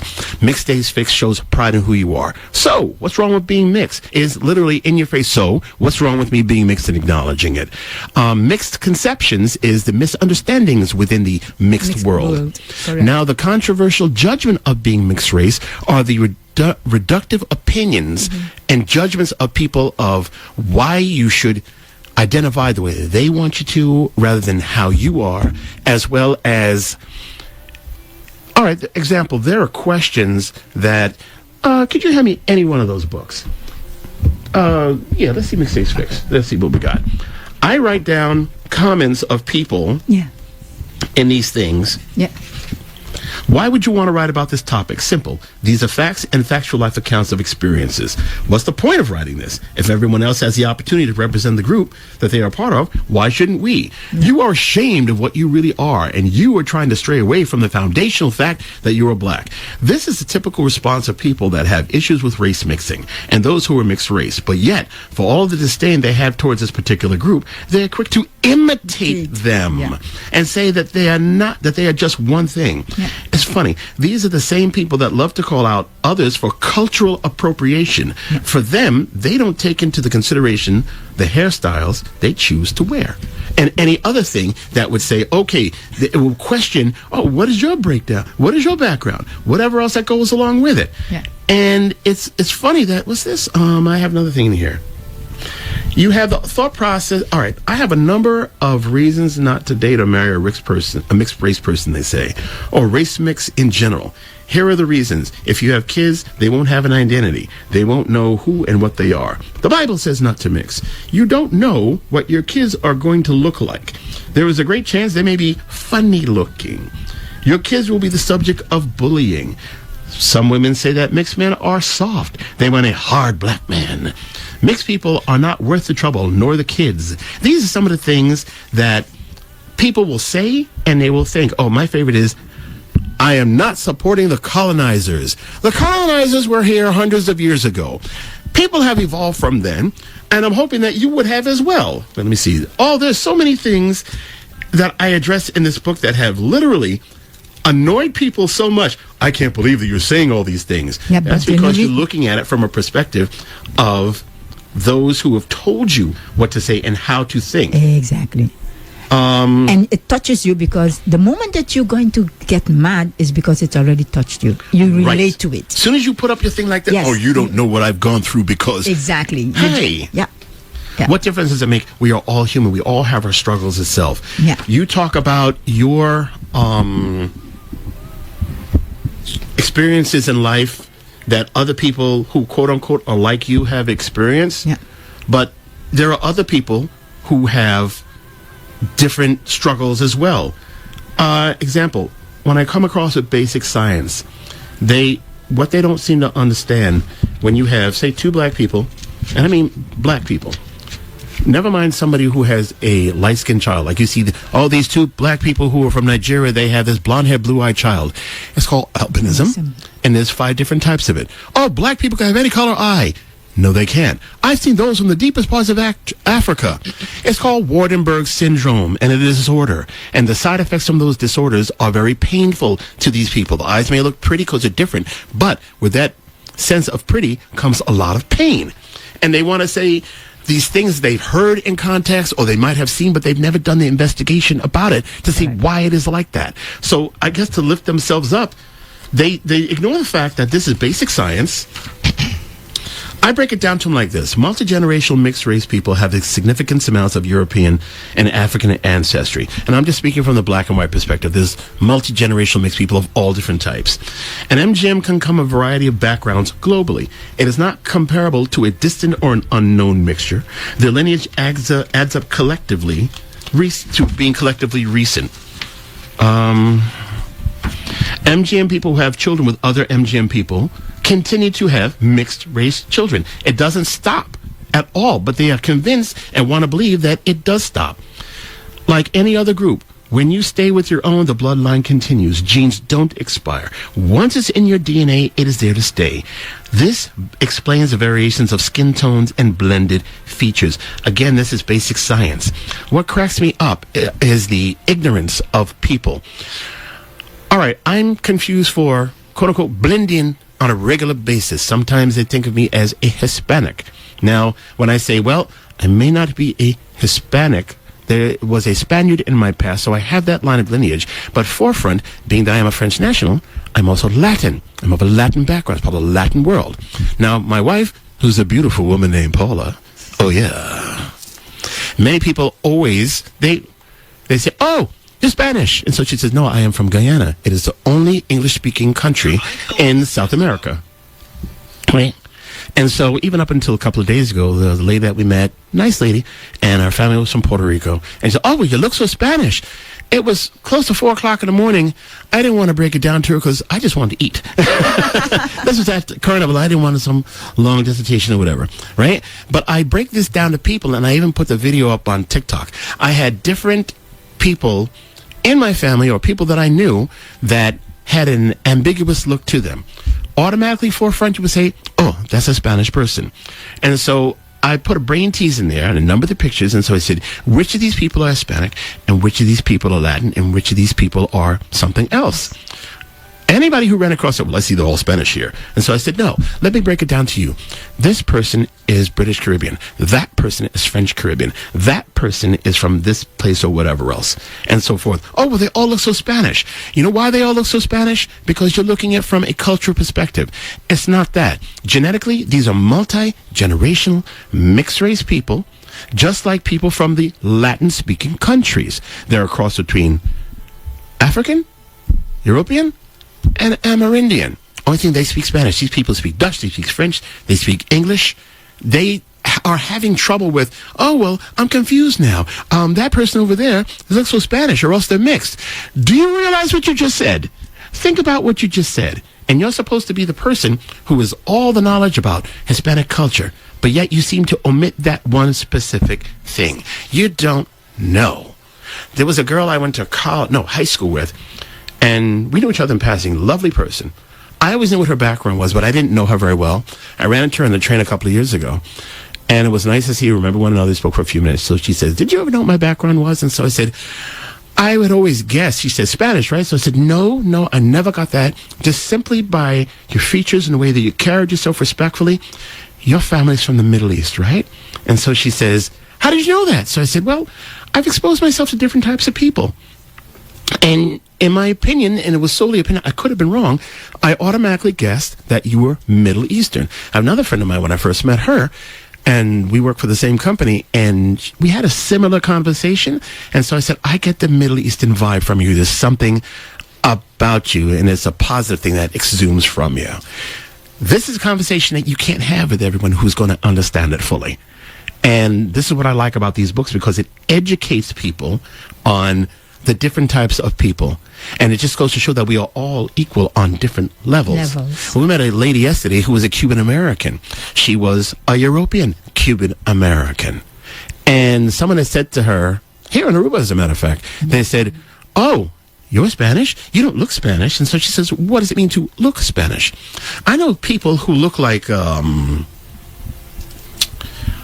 Yaphet Kotto, who was a very dark-skinned African actor from James Bond movies. Great guy, right? He could easily be from a Latin background, because you don't know about people. He could have been Panamanian. He could have been Dominican. He could have been from Spain itself. It doesn't matter. That is the culture and the ethnicity. His race was something totally different. That is true. Philip, we are over our time. Wow, that was 2 hours already? This is why I love talking with you guys. We are at 2 hours 15. Yeah, we are almost 11:15. Okay. So I am so grateful that we had you today in our program. Me too. Thank you so much. Thank you for having me, as Thank always. you for the books that I did not have, the hardcovers. I am going to talk to you on the WhatsApp, yes, WhatsApp. please tell me, yeah. when I read them and give you my opinion. Next year when we And, come, I'll bring you that one. If you are gracious to have us back, I'd love to discuss them with always, you're welcome. Always. God spare our life and we're still Amen. here. Always. Because it is something that I think will bring people together. The reason why I say this always is because the way you write. Thank you. And the way you bring it about, it's not only your perspective, it is you have a conversation with yourself of what you have lived and what has been told, and you bring it to everybody for them to realize, hey, this is you in this way, or this is you in the other way. Right. Now you choose which way you want to go. With the observations and everything that has been written, you can identify yourself. Yes. And I find that is so beautiful. And as I said, you inspired me to write, so I am Thank you. writing now, but on two bases. One is my walk with my ex-leader. And the other one is to teach people a book in the Bible that is so good for you to explore your spirituality and know who you are. That is the book of Ephesians. I believe in that book so much. It has so much of knowledge in it that you can learn from. So that is one of the books I'm going to write about. I started already, and I want to make it more of my own. So I'm back into reading Ephesians back again and trying to feel what I felt from that book and put it down on paper completely. So you have me writing. Thank you. Just hey, you know what you do? Have your phone. There's an app on the phone. Just start writing, and any thought that comes about, if you don't have time to write about it in depth, put a couple of lines there.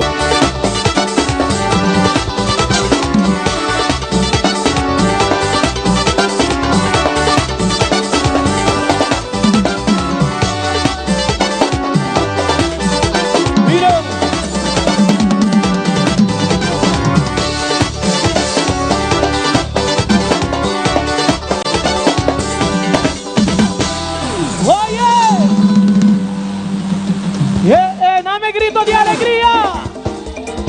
Oh boy.